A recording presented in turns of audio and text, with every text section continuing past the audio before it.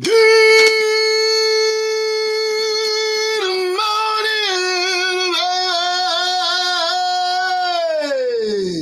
It's the Doug Rising Show.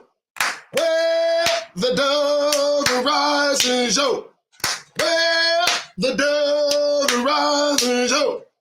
And I'm Doug Rice.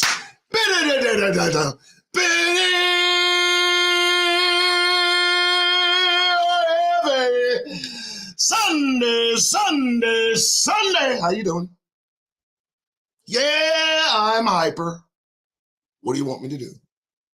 But not as hyper as Hamas. Oh, my gosh. 2-something in the morning.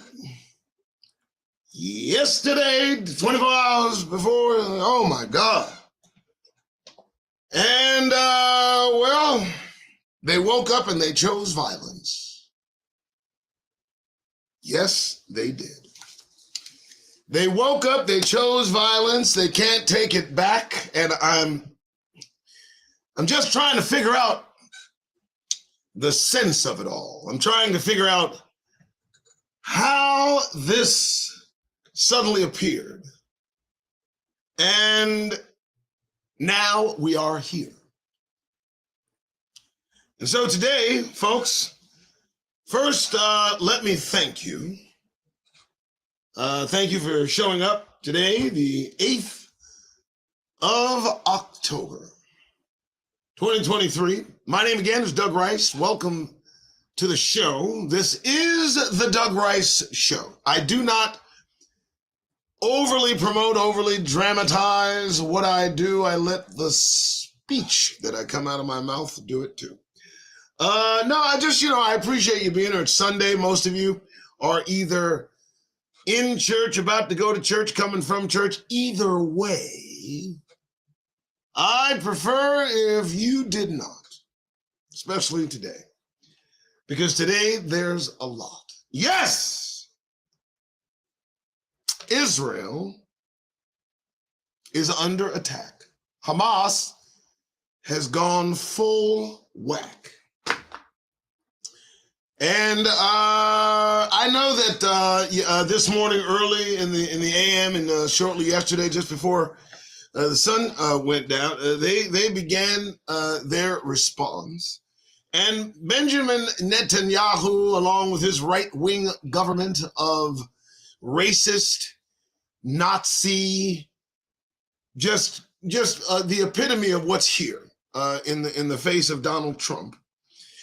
They're gonna pull no punches. They're gonna just pull out all the stops, and they're gonna go all go. And there will be death. There will be all sights of hell to pay. All types.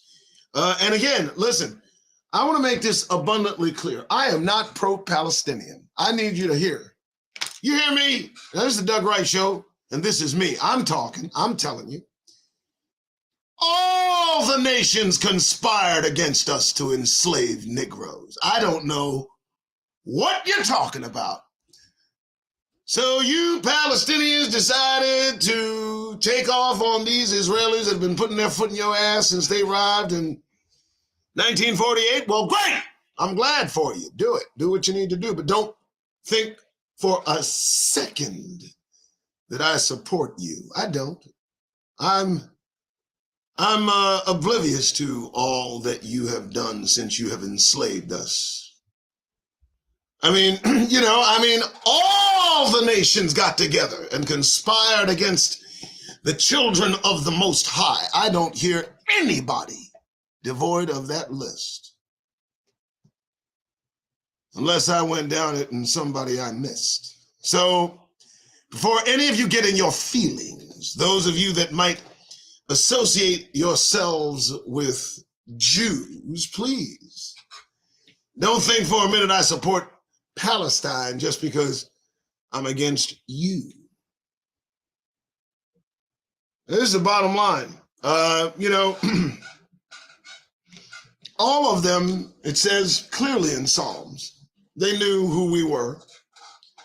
And, you know, the very individuals, the offspring, the progeny, the descendants, the whatever you want to call it, those individuals were just as culpable, as involved, as conspiratorial as the individuals that are impostoring us, these Ashkenazi replacements that came from Europe through Khazaria by way of Ukraine and nearly drove all of Europe insane.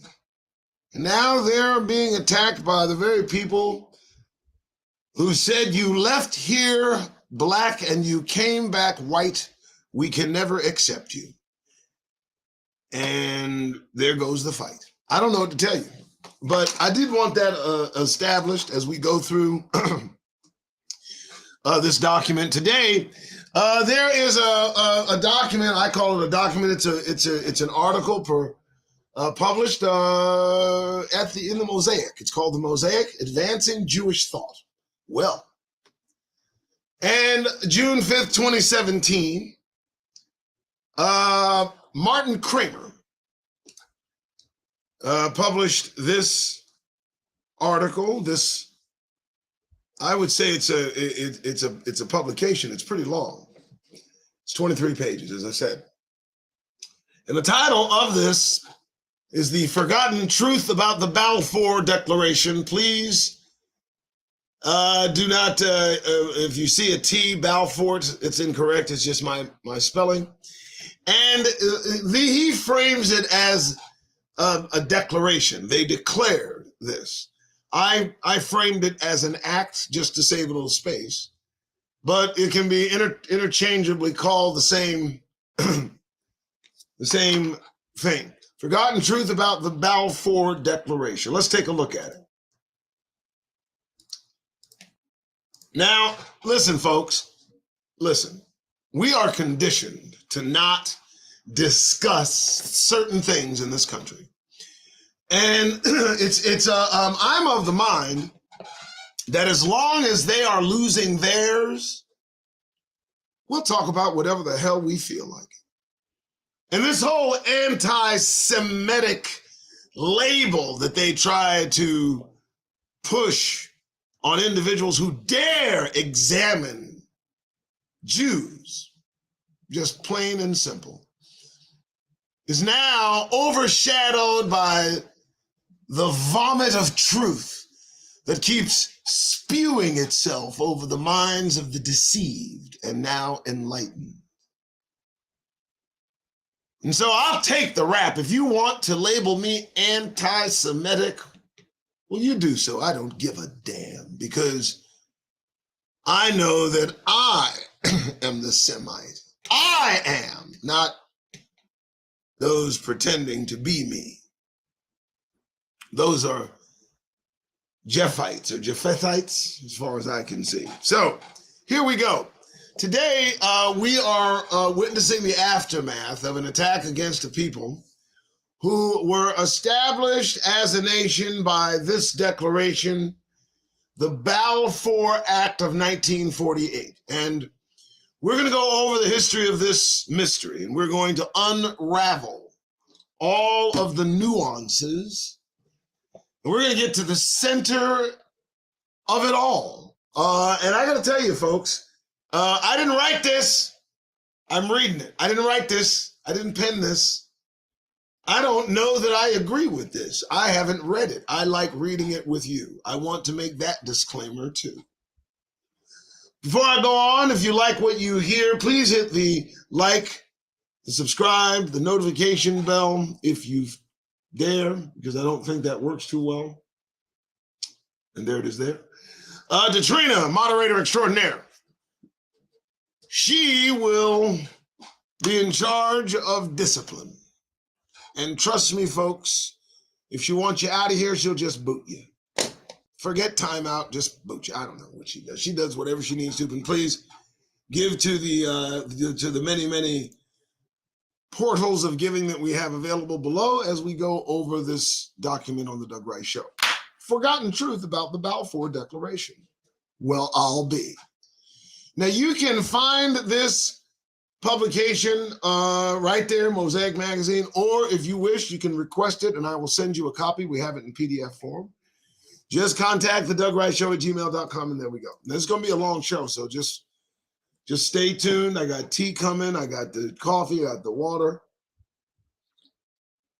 We're going over this. Here we go. All right. For 100 years, the British government, which inaugurated Zionism's legitimation in the eyes of the world, has been seen as the isolated act of a single nation. But the truth is much different. Now again, folks, remember, these beings sat themselves in the center of brownness.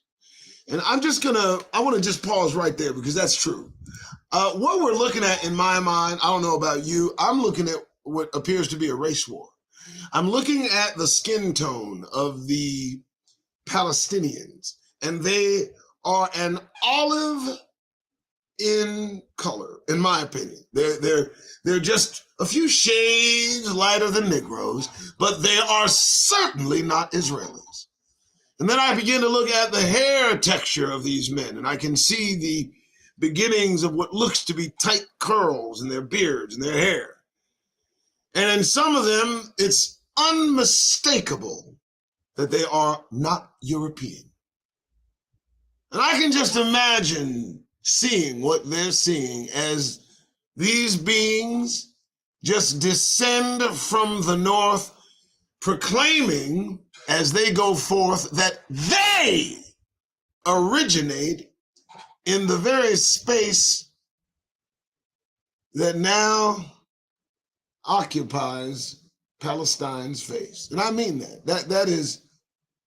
This is beyond imagination. And I looked at Netanyahu yesterday, pasty-faced individual, having absolutely no association, being in a region of the world that is delivering to these transplants the highest skin cancer rates on the planet. And they have fought tooth and nail to remain center stage in this sun-heated area. I'm just trying to figure it out. I mean, if the sun don't kill them, all right, we're good. Here we go. I'm sorry. All right, we're good. 100 years, British statement, which inaugurated Zion's legitimation in the eyes of the world, has been seen as an isolated act of a single nation. The truth is much different. June 5th, 2017, Martin Kramer.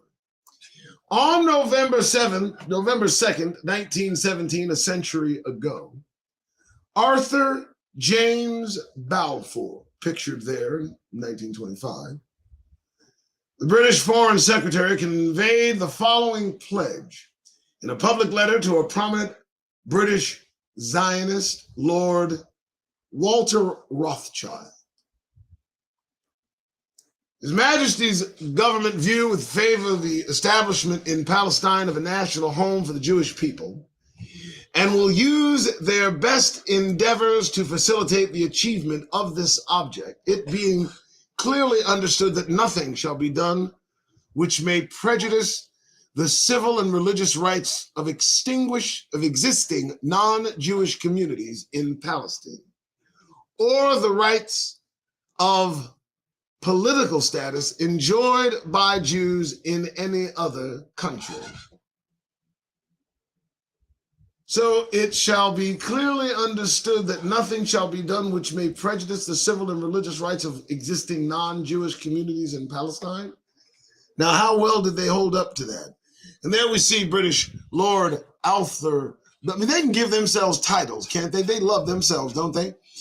These individuals, there goes his sunglasses on, covered head to toe, maintaining as much cover from the sun as possible, and has the nerve to don themselves lords, titles.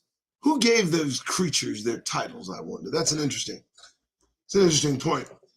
So at the time, as World War I raged, British and Australian forces were fighting deep in Palestine against the Ottomans, who were poised to take Jerusalem. The Balfour Declaration, for all its vagaries, constituted the first step toward the objective of political Zionism as outlined by the first Zionist Congress at its meeting in Basel, Switzerland in 1897. So this began early, this effort. Zionism seeks to establish a home for the Jewish people in Palestine secured under public law. Theodore Herzl had failed to land such a commitment either from the Ottoman Sultan or from any of Europe's potentates.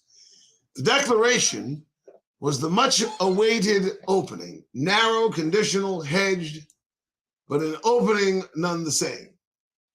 There is a British proverb about the camel in the tent, said the British Zionist leader Chaim Wasman later that November. At first, the camel sticks one leg in the tent, and eventually it, slips into it. This must be our policy. And so it became. So let's pause for a moment because I want you to understand how this is framed. Now, the Balfour Act, the Balfour Declaration, the act itself signed in 1947, initiated in 1948, established the official state of Israel in Palestine. But as we can see, back in 1897, even before World War I and during World War I, this was a planned act. This was something that they intended. And the problem for me is that we have on this planet two sets of beings. One set has history that goes back only as far as it took them to be enslaved. And there is no history of these individuals before their enslavement. It's been cut off.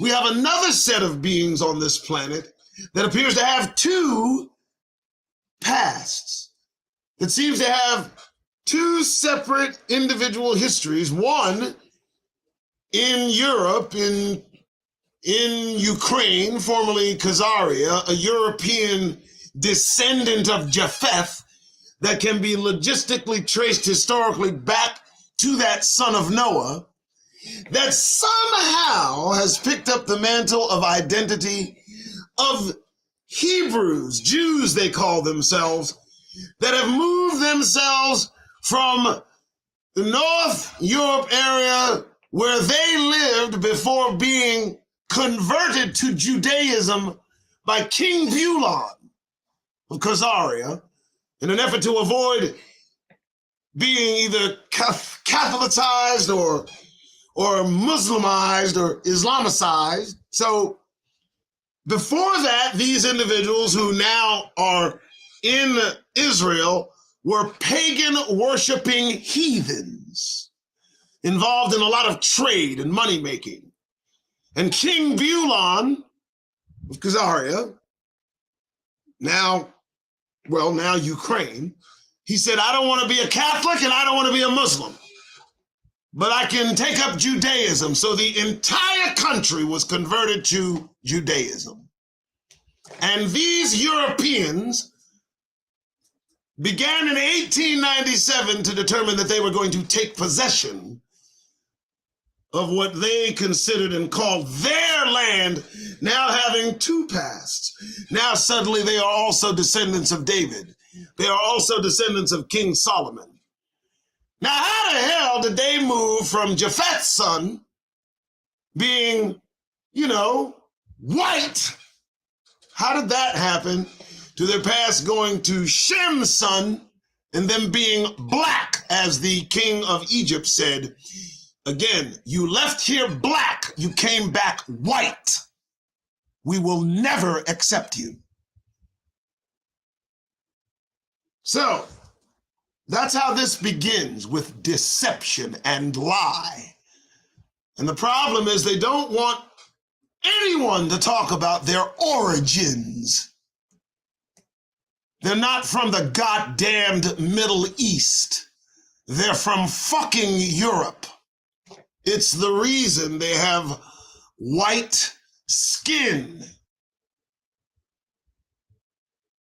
Okay, so I drift. Let's get back to it. I hope everybody understands. I hope everybody's caught up to what's actually going on here. That's the one truth. There are two sets of people, one missing a past, and the other group of people, they seem to have two pasts.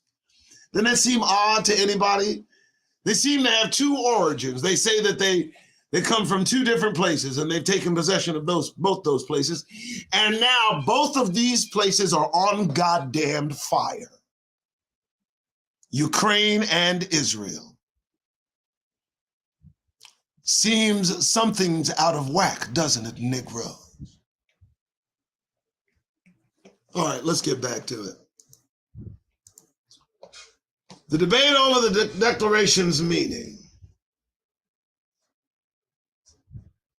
Since the Balfour Declaration constitutes the beginning of Israel's legitimation of other nations, the Declaration's own legitimacy has been the subject of unending attacks. This is made easier with each passing year as the world that produced the Declaration draws ever more remote. Few people today are sure why World War I was fought at all.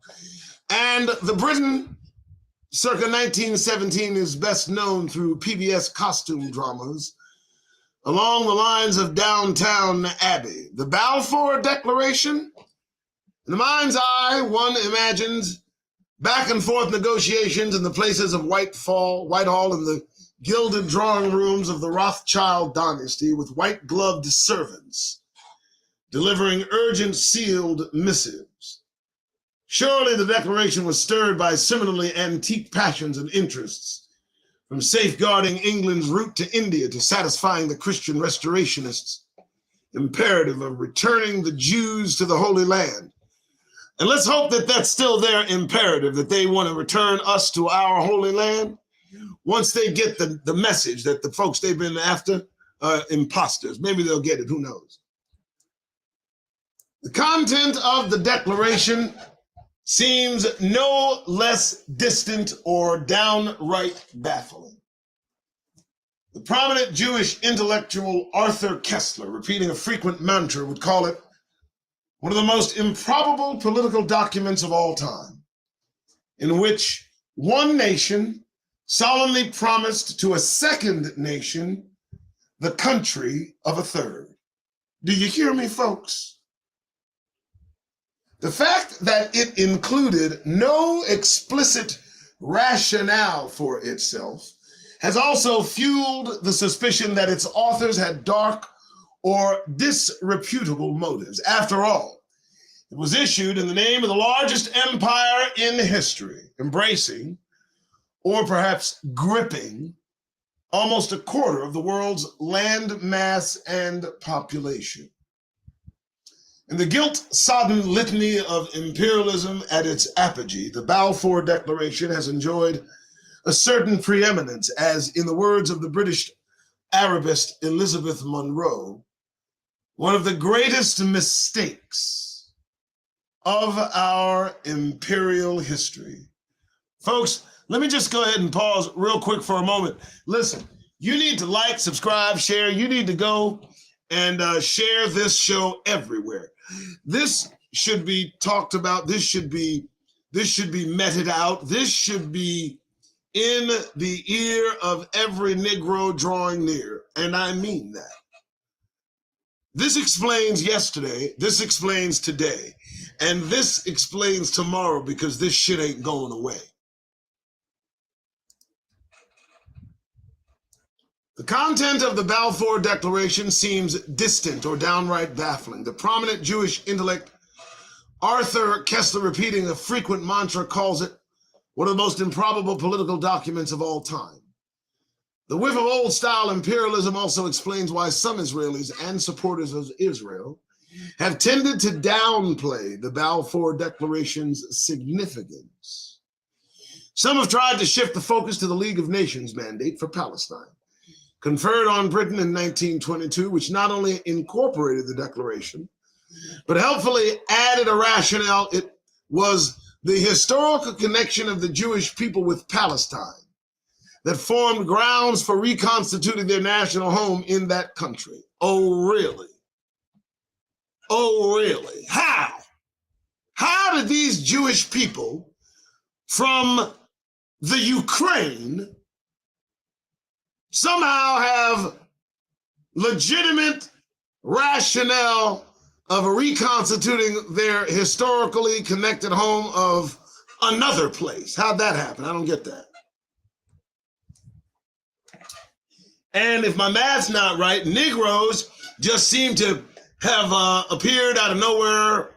And they just gathered them up. And I know some of you say that we're from here, but we've already dealt with that error in the publication, the 10th tribe, the Lost Tribes, a Myth. Okay, we were bought here by ships, but it kind of stops. They just picked us up. We had no culture before that, and just so happens that some folks in Europe are claiming a culture that doesn't have any folks claiming it in the middle. Oh, man, come on. Come on, man. Anyway, 60 years ago, the American lawyer Sol Linowitz insisted that by itself, the Declaration was legally impotent, for Great Britain had no sovereign rights over Palestine. It had no proprietary interest. It had no authority to dispose of the land. And that kind of grips you, doesn't it? That these beings that appeared out of nowhere, a part of 125 nations, separate from the 70 nations that God Almighty put in place in the continent of Africa. Suddenly these 125 foreign materialed nations, filled with Neanderthal, Rh negative blood, blonde hair, and blue eyes, claim ownership over land thousands of miles beneath them. Lands that if you did a simple genetic test, proved beyond doubt they were not from that original place. And so what is this in our face? Very interesting. It was only in the League of Nations mandate that the victorious allies in solemn proclamation recognized the prior Jewish rights to Palestine, and did so in a formal international document of unquestionable legal validity. Folks, do you see where this 23-page document is going? I have made this document available on my Facebook page, okay? All 22 pages, all right? Every Negro needs to read through this, because all of this is coming full circle. And what you have to have are the details. Why are these people suddenly attacked out of nowhere and constantly? I'm 50, going on 58 years old. I was alive during the 67 war, the 6 Days War. And since then, since 1967, in the 70s and the 80s, the 90s, these two factions have been going at it. Well, this explains to you why there can never be peace in the Middle East. Because first and foremost, all the parties involved are conspirators in moving the original and rightful, I would say, owners of that property, of that land, off of it, stealing our identity and making us slaves. And now look at what's happening. And it's interesting that it's happening in Ukraine and it's happening in Israel. Both places where the Ashkenazi imposter has settled. It's very interesting. Another approach to downplaying the Balfour Declaration has been to skip straight to the 1947 UN General Assembly resolution endorsing the partition of Palestine into two states. An example is a recent article by Gilia Golan, a distinguished Hebrew University professor, headlined, "Balfour just isn't that big a deal." Her argument: the declaration was merely the pronouncement of a colonial power, whereas the 1947 resolution constituted international legitimacy conferred by the international community as represented by the United Nations, all led by white males at that time, all led by white European nations, with African nations taking a back seat, having no real vote, all the economic power stolen from Africa by these European whites, brought into their countries, and then they begin to dictate the land dissolution over in countries where they don't originate. This is the vileness of these creatures in action. So, it is interesting then that the late Abba Eban, even though he played a major role in securing the 1947 resolution, thought otherwise. The events of 1947 and 1948, he wrote, seemed to overshadow the Balfour Declaration and to have more revolutionary consequences. But in fact, by 1947, the Zionist could not be stopped. The Yishuv was too large to be dominated by Arabs, too self-reliant to be confined by tutelage, and too ferociously resistant to be thwarted in its main ambition of statehood.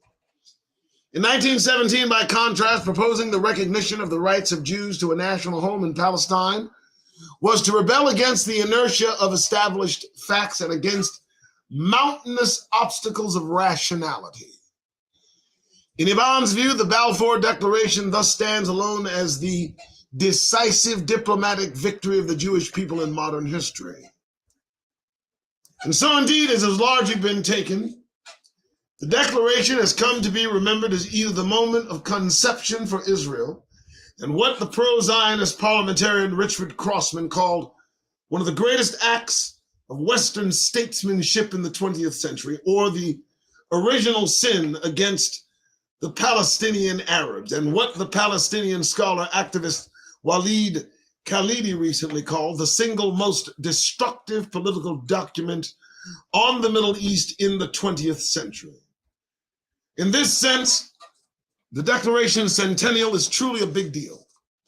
According to various announcements, come November 2017, as at the writing of this document, it will be celebrated by Israel, protested by the Palestinians, and marked by Britain.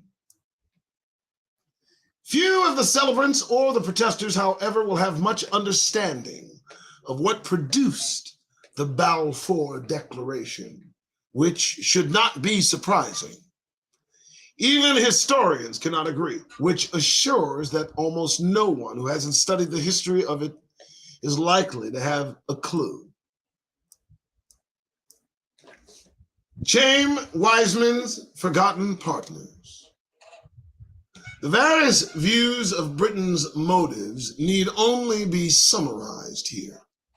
In 1916 and 1917, the Allied powers, Britain, France, Belgium, Russia, Italy, and later the United States, were locked in a devastating war with the Central Powers, Germany, Austria, Hungary, Bulgaria, and the Ottoman Empire. And fearing that they might be fought to a draw. Hence, the most documented explanation for the declaration is that the British government hoped to persuade Jews in two wavering allied countries, the United States and Russia, to insist that their governments stay in the war until total victory. Jewish influence, the British thought, would tilt the debate in Washington and St. Petersburg, and could best be activated by the promise of a Jewish restoration to Palestine. This was married to a replaced fear that Germany might steal a march on the Allies by issuing its own pro-Zionist declaration. To us today, this seems like a vast exaggeration of the power of Jews at the time. But British policymakers believed in what the British Zionist Harry Sacker once called the great Jewish legend. That legend finds its crudest and its stupidest expression in the Protocols of the Elders of Zion, wrote Sacker.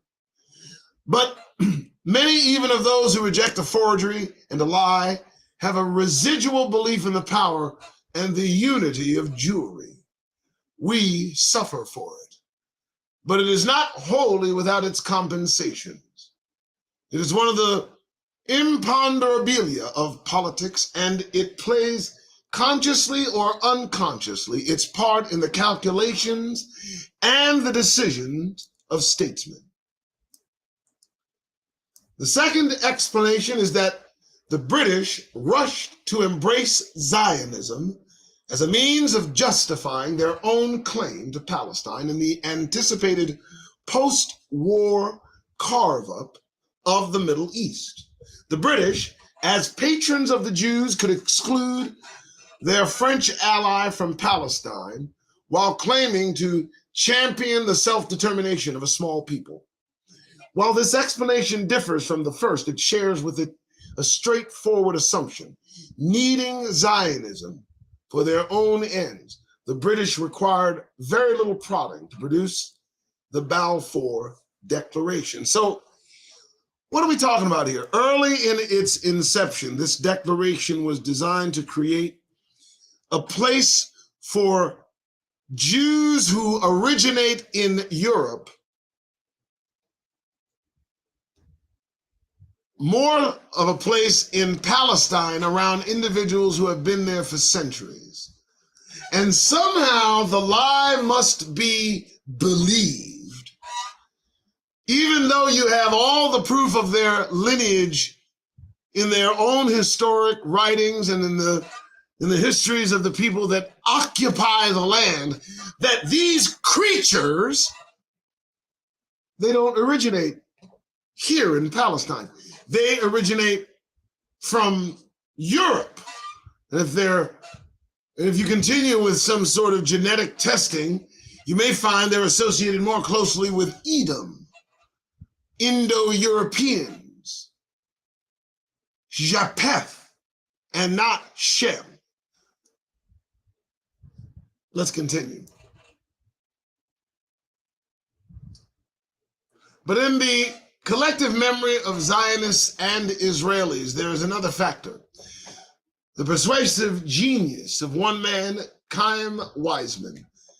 That telling goes like this. Weizmann, famed biochemist and later head of the English Zionist Federation, managed single-handedly to win over Britain's leading politicians and opinion makers to the Zionist idea.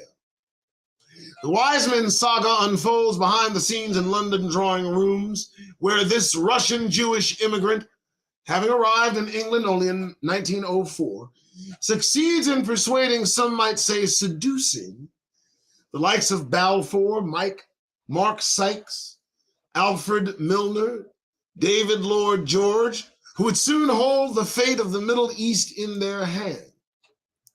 The Balfour Declaration is the triumph of one man's indefatigable will and his personal effect upon a handful of British statements. Zeev Jabotinsky, as early as January 19, cast Weizmann in this heroic role. The Declaration is the personal achievement of one man alone, Dr. Chaim Weizmann. 4 years of patient and calculated work established the link between us and each one of the statesmen in this country. The important people of England speak openly of his personal charm as one of the most effective factors in Zionist propaganda in England. The endorsement of Zionism by most of the Rothschilds in London is also due to his influence. In our history, the Declaration will remain linked to the name of Weizmann. In the decades that followed the Balfour Declaration, Weizmann would go on to a famed career as a leader, spokesman, and diplomat of Zionism, culminating in his election as Israel's first president. Really? In 1949, his autobiography, Trial and Error, translated over the next 2 years into Hebrew, German, Dutch, Swedish, Norwegian, Spanish, Italian, and a few years later, French. This work firmly cemented his place in the Zionistic pantheon as the man who brought forth the Declaration. He died in 1952 when, in 1967, Israel celebrated the 50th anniversary of the Balfour Declaration. It issued 2 stamps, one depicting Balfour, the other Wiseman. So let me pause right there. So the theft, the theft, the deceit, the deception, the lie, and the movement towards stealing from people you know damn well belong there more than you did began with this person, Mr. Wiseman. And it was more or less out in the open while they were doing it. They said, like the parable of a camel, how they get into a tent. First they stick in one foot, and eventually the whole camel's in. And that's what they determined to do in Palestine, having absolutely no association with that area whatsoever. Originating from Ukraine, Europe, all the places that did not want them, preceded this notion that these converts to Judaism would have a dual history, a dual past. And what they did, if you allow me, is that they grafted themselves in forcibly into a history that doesn't associate with them. They made for themselves their own past, one that originates in Palestine. And all one need do is look through their genetics to expose the goddamned lie. Very interesting way to get started, but let's see how it all ends.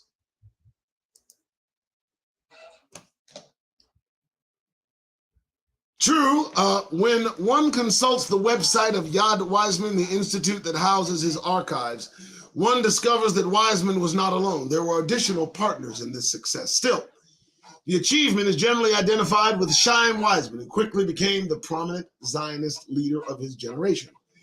When the fuller story is told, the Balfour Declaration looks very different.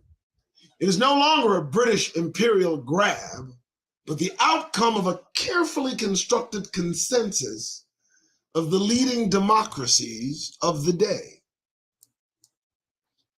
Who were these additional partners? Their contribution has been largely forgotten, but when the fuller story is told, the Balfour Declaration looks very different. It's no longer that British imperial grab, it's the outcome of a carefully constructed consensus of the leading democracies of the day. So I won't read those again. It's no longer in contention with the principle of a self-determination, but a statement made possible by the very champion of the principle. It is no longer an emanation of secret dealings, one of the first instances of public diplomacy. It is, in short, not a throwback to the 19th century, but an opening to the 20th. The key to understanding the fuller story is this.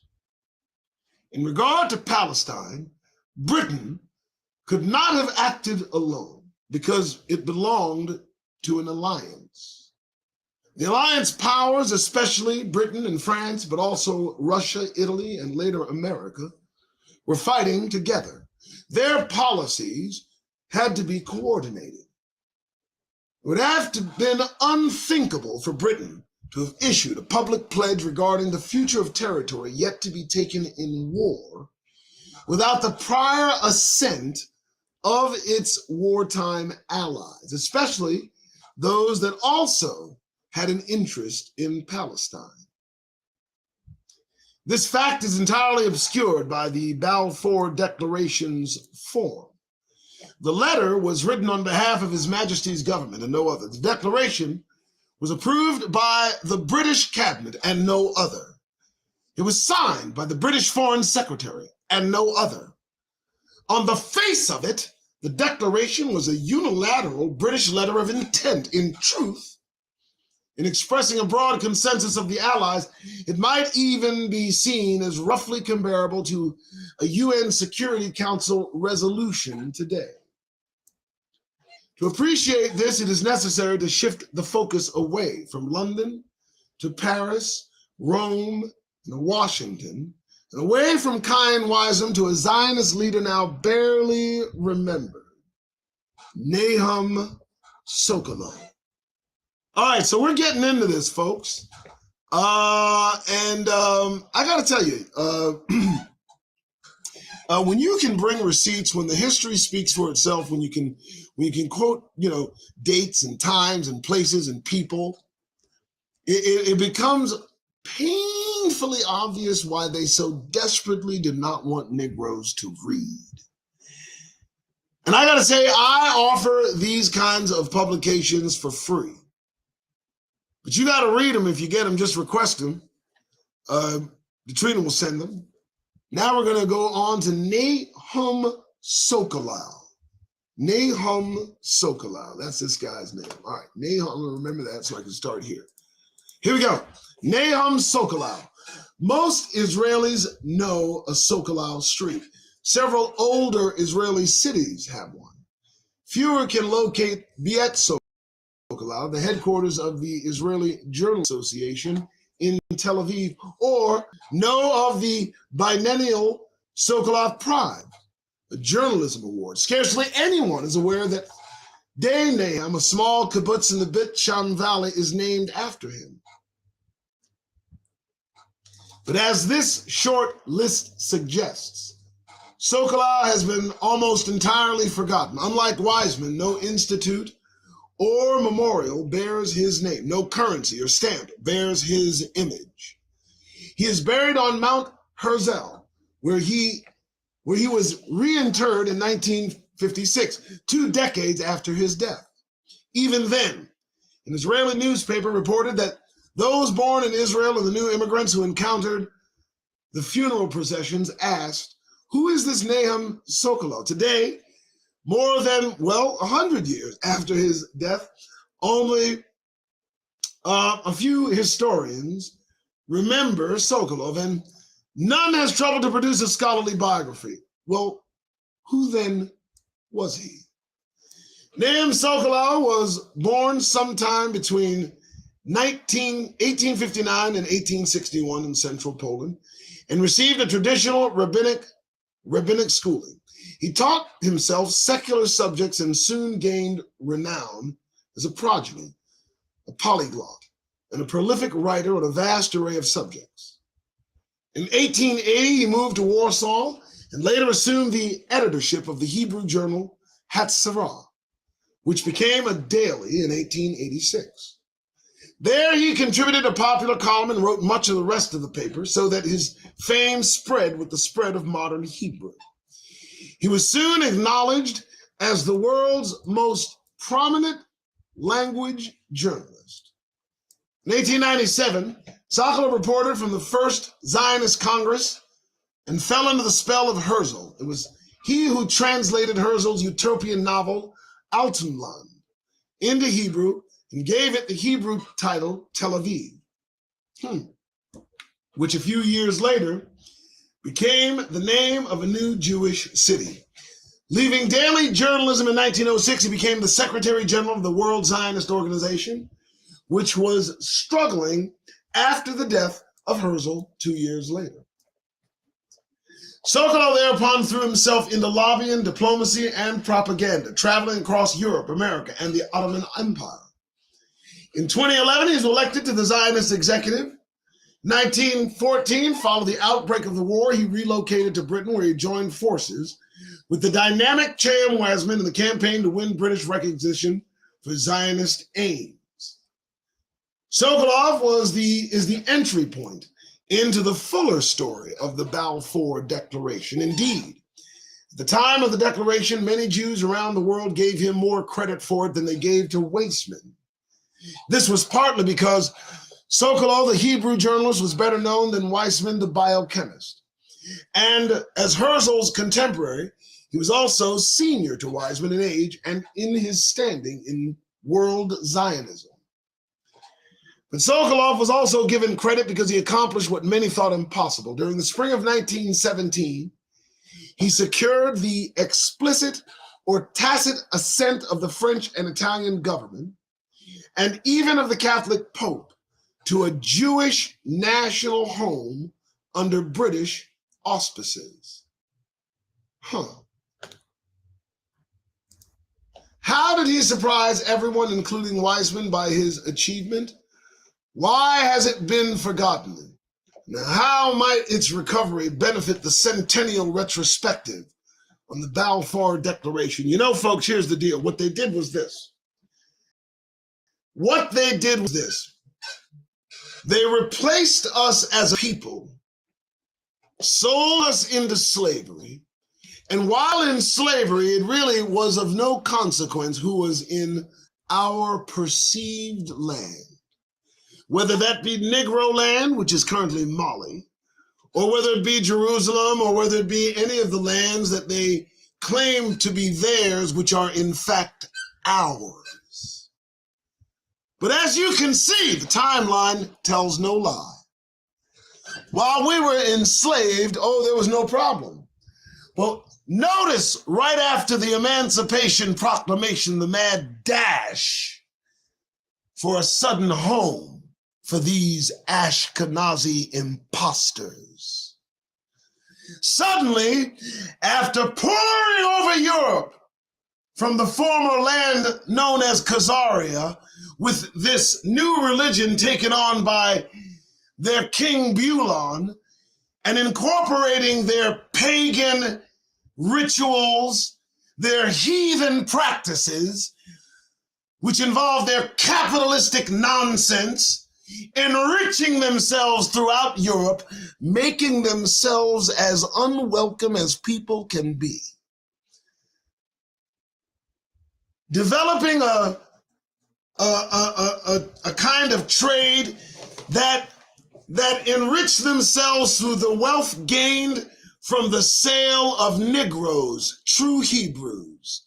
And for those years, the Rothschilds and all the other edifices of Jewry enriched themselves to a point that the rest of the world saw them and looked at them with disdain, these borrowers and lenders. They have so much to borrow and to lend because they sold Negroes into slavery. And once prophecy and time began to unfold and Negroes were told they could leave the plantation, suddenly these Ashkenazi imposters determined they wanted an Israeli nation. Isn't that interesting?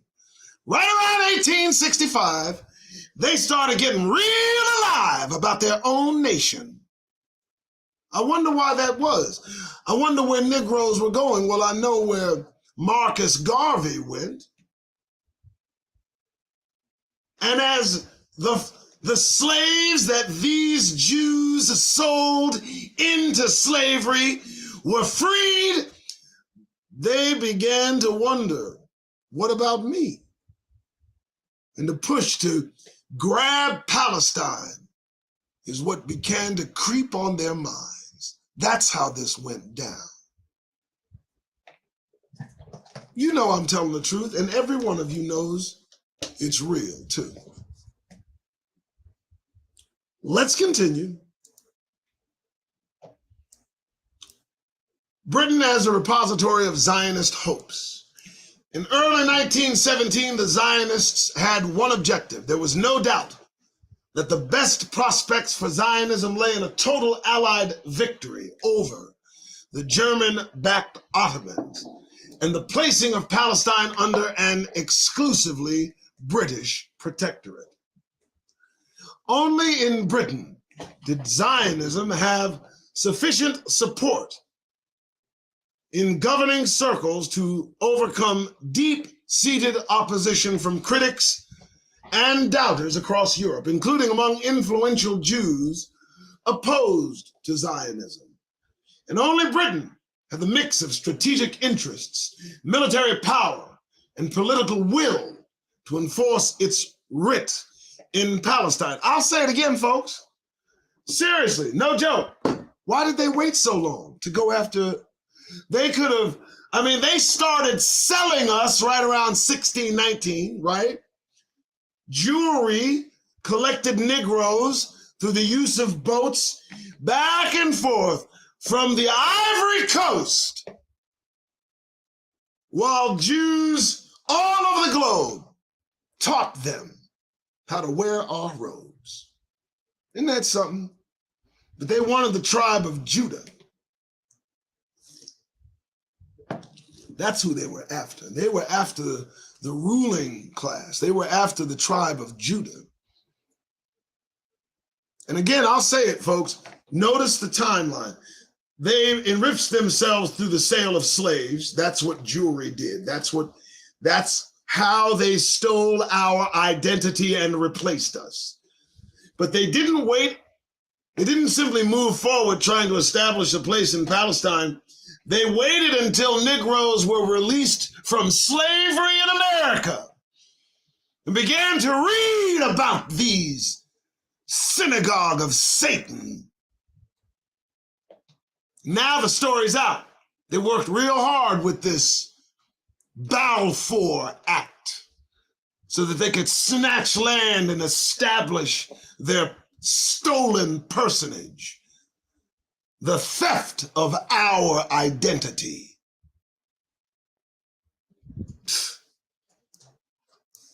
All right, where was it?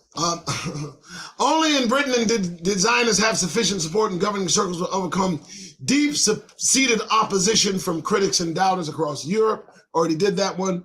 But the Zionists faced two problems. First, Britain had already promised to share Palestine with its wartime allies. Wow.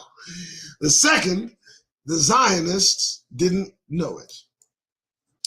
In the spring of 1916, Britain, France, and Russia had finalized a secret agreement to partition the Ottoman Empire upon its eventual defeat.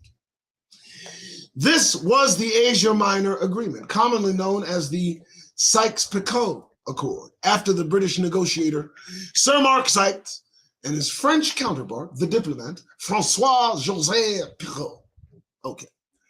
The agreement divided the Levant and Mesopotamia between Britain and France along an east-west line in the sand from the Mediterranean to the western border of Persia. Russia was to receive a large swath of eastern Anatolia.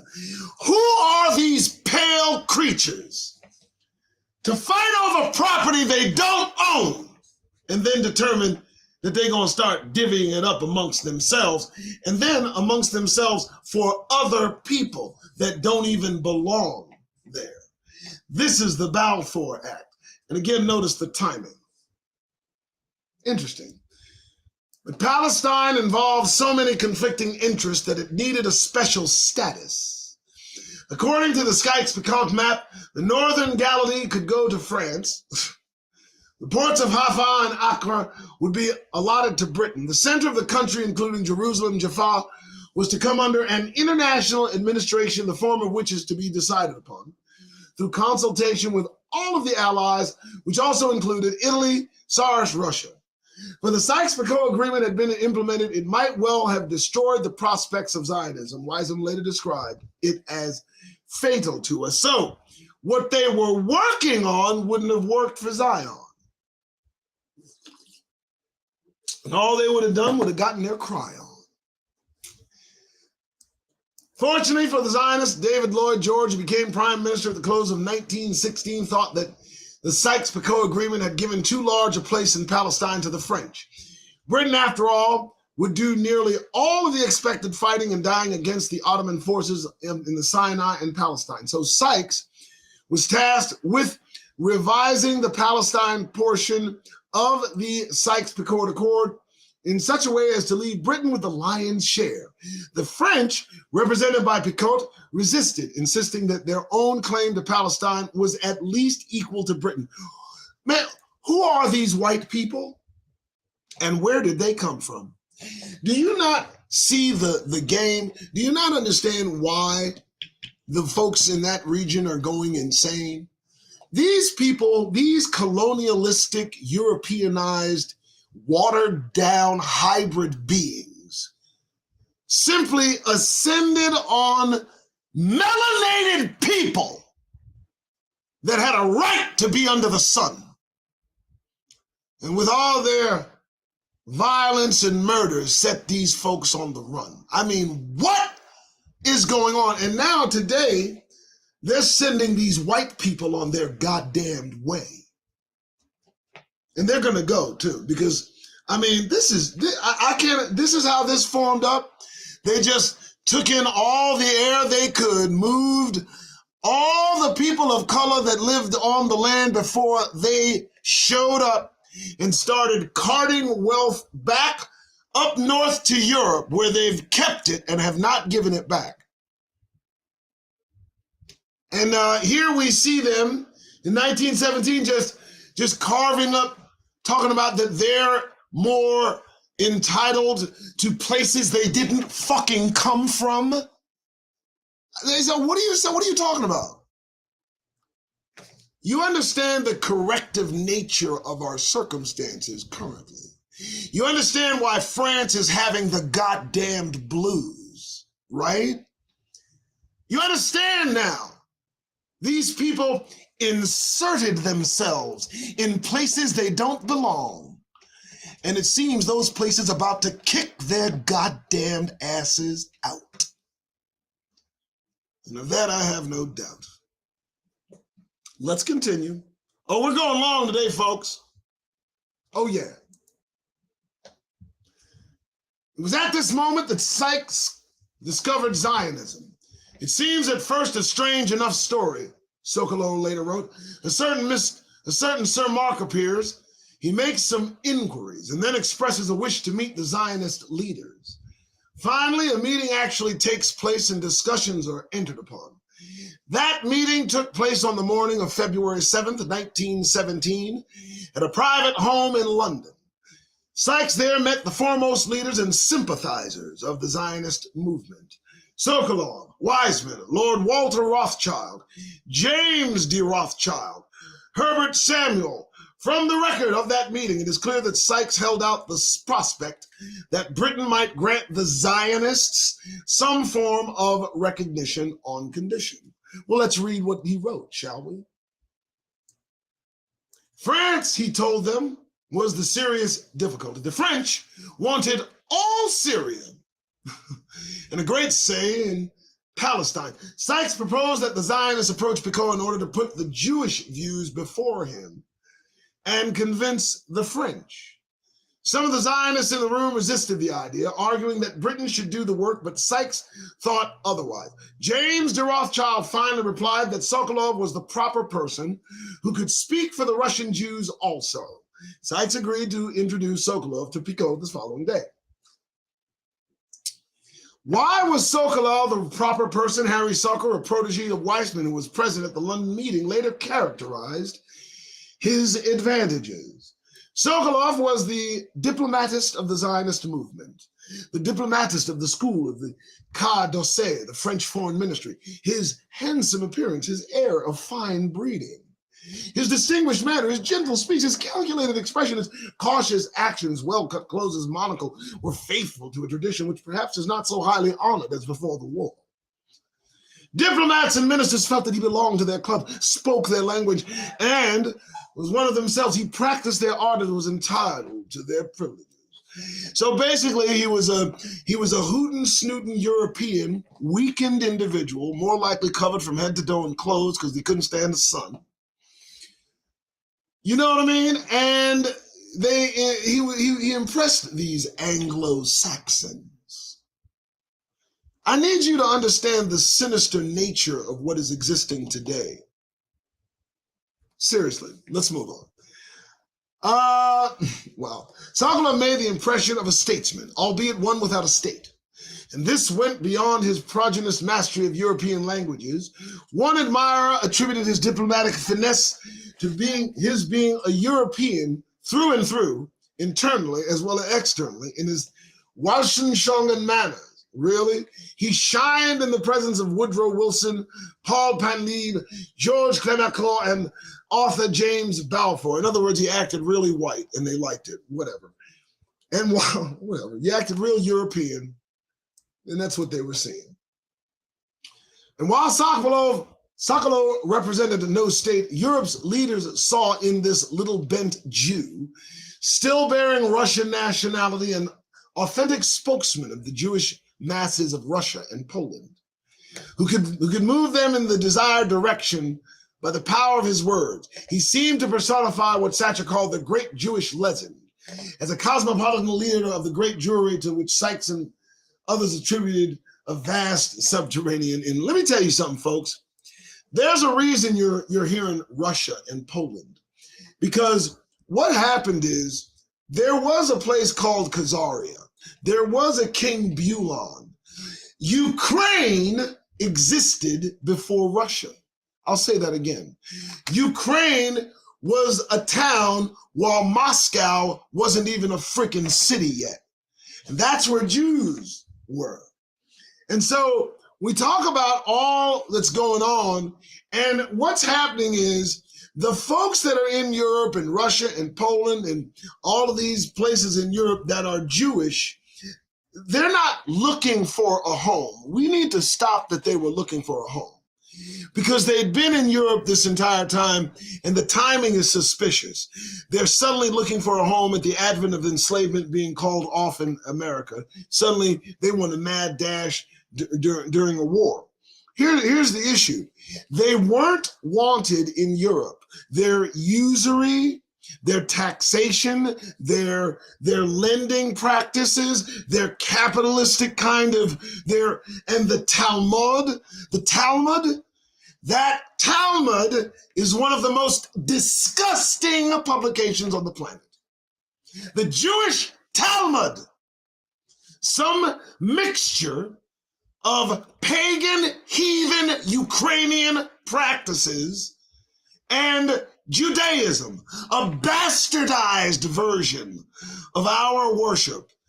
These folks ripped into what we believe and made it their own. And they coupled with it this need to be in control of everything. And that sentiment, that attitude, well, it put upon them how they're regarded. And throughout Europe, and we can say it plainly because they're looking for a home, it's not them looking for a home, they're not wanted. I'm going to say it plainly. They're not searching for a home in Palestine suddenly in 1917. They realize the jig is up, that Negroes who learning to read after coming out of slavery understand the missing link of their history leads back to where these insipid imposters stole our identity and sold us into slavery. That's what Jews did to Negroes. And this Balfour Act, orchestrated by using every power they've amassed during their theft of our identity, is what handed them what they think is our land. But our land extends throughout all of Africa. Everybody getting out our way, that's for sure.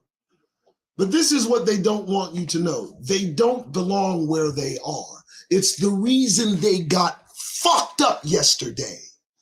And it's the reason they're fucking shit up today. They're not helpless. They're not victims. They're none of that. They're a superpower. And the one thing we know they are not is chosen of God. The Israelis are nowhere near God's chosen people, because God's chosen people don't have to lift a finger. God's chosen people don't have a fucking flag. And God's chosen people don't get cancer in the very place God chose them to be. So obviously they are liars.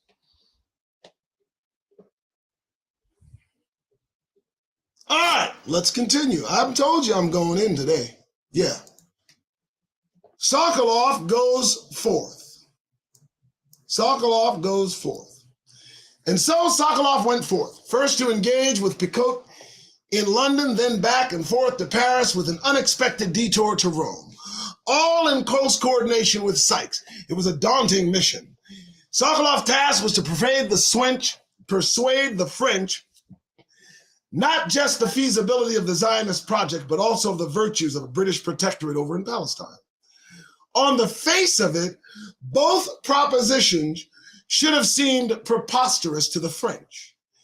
Zionism enjoyed little support among French Jews, and the French had already been promised a share of Palestine equal to Britain's in the Sykes-Picot Accord, the details of which Sykes kept secret from Sokolow and Weizmann. Yet, Sokolow managed not only to disarm suspicion in the Zionist program, he even succeeded in extracting statements of support.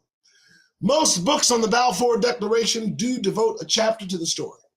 Prime instances: Leonard Stein, Sokolow in Paris and Rome; Isaiah Friedman, Achievements in Paris and Rome; Ronald Sanders, Sykes and Sokolow in Paris and Rome; Jonathan Sneer, Sokolow in France and Italy. With a nod of acknowledgement to them all and apologies for some simplification, here is a quick summation of Sokolow's achievements. Hold on. That's right, the wife bought me some tea. After 2 preparatory meetings with Picot in London, Sokolow headed for Paris. In 2 separate rounds of talks punctuated by a trip to Rome, he thrice met Jules Cambon, a Secretary General of the Foreign Ministry of one of the great French diplomats of the day. The second time around, had an audience with Prime Minister Alexandre Ribot. To Picot in London, Sokolow had expressed an open preference for British protection, and Picot pushed back. So in Paris, he instead emphasized the feasibility of the Zionist project and how it animated Jewish opinion in Russia and America. 2 leading historians of French policy, Christopher Andrew and A.S. Kanye Frostner, described this revised approach as more diplomatic, more conciliatory, more misleading. The French expressed a general sympathy for Zionism, but Sokolow then had the bold temerity to ask for it in writing, and he received it. On June 4th, 1917, Cambon issued him a letter on the Prime Minister's authority, which not only anticipated the Balfour Declaration, but cleared the way for it. The Cambon letter, almost as forgotten as Sokolow, was addressed to him and is worth quoting in full. You are good enough to present the project to which you are devoting your efforts, which has for its object the development of Jewish colonization in Palestine. Read carefully, folks. I want you to understand that. Jewish colonization in Palestine. Who the fuck are you people that you just decide? You consider that circumstances permitting and the dependence of the holy places being safeguarded, on the other hand, it would be a deed of justice and of reparation to assist by the protection of the Allied powers in the resistance of the Jewish nationality juive, in that land from which the people of Israel were exiled so many centuries ago. Now, whoa, look how we put that, the people of Israel. It's not them. They're not the people of Israel that were exiled. They are sons of Japheth. They are sons and children of Edom, Esau, whatever you want to call them. But they certainly ain't sons of Shem. All right? And they speak a lie in order to obtain land, because their placement in that land officiates their stolen goddamned identity as Hebrews. They are Ashkenazi imposters, European converts. They are white people in the middle of the Middle East. And that, my friends, is to say the least. Okay. French government, which entered this present war to defend a people wrongly attacked. and which constitutes the struggle to assure the victory of right over might, can but feel sympathy for your cause, the triumph of which is bound up with that of the Allies. I am happy to give you herewith such assurance. Ain't that nothing? Ain't that nothing? These people don't belong there. These people are not from there. They don't come from Palestine. They all come from Europe. Different spots in Europe. They were sent out to do the things that they do. Some of them need to really look up King Bulon and Khazaria. You know. As Weizmann's biographer Yehuda Reinhardt has noted, the Kanban letter in content and form was much more favorable to the Zionists when the watered-down formula of the Balfour Declaration that followed it. The French accepted a rationale in terms of justice and reparation and acknowledged the historical Jewish tie to the land. The letter bound Zionism to the cause of the Allies and made no reference at all to the rights of non-Jews. So basically, these white Europeans are making decisions about places they don't belong, regarding people they don't regard, all brown-skinned people, olive people, against white-skinned people who claim they are entitled to it all. And you see what's happening today. There is a turn of events happening today amongst the populace, the colored-skinned populace. They are sick of colonialism. They are sick of whiteness. They are. This whole ideation, this European fucking fantasy that they are entitled to the resources of the planet to be taken back to their lands and to be provided by Africans continuously and forever. Well, the fucking hell with that, huh? Let's go. Hey, the Kadose had been skillfully and deceptively outmaneuvered by Sokolow, according to Andrew and Kanya Forstner. The Zionists now had a written assurance of French support. France, however, had neither any assurance of Zionist support nor any prospect of obtaining one. The French obstacle to a possible British declaration had been neutralized. Our purpose, explained Sokolow, looking ahead, is to receive from the British government a general short approval of the same kind as which I have been successful in getting from the French government. On arriving back in London, he deposited the Canberra letter at the Foreign Office, where it stimulated a spirit of competition. British officials who sympathize with Zionism now urged that Britain go as far as the French. Look at how this takes place. Look at how this cascades into reality. A group of people from Europe, all spread across Europe, unwanted in Europe, claiming to be persecuted, but won't say why they're persecuted. Now suddenly, after having hundreds of years to do so, right after slaves are released in the United States, they now want a home in Palestine. Seems sus to me. Seems suspect to me. It was not only the Cameron letter that Sokolow secured during his continental sojourn. Yes, I believe we shall be good neighbors. Those words spoken to Sokolow by Pope Benedict the 15th on May 1970. Do you see the sinisterness of the plot?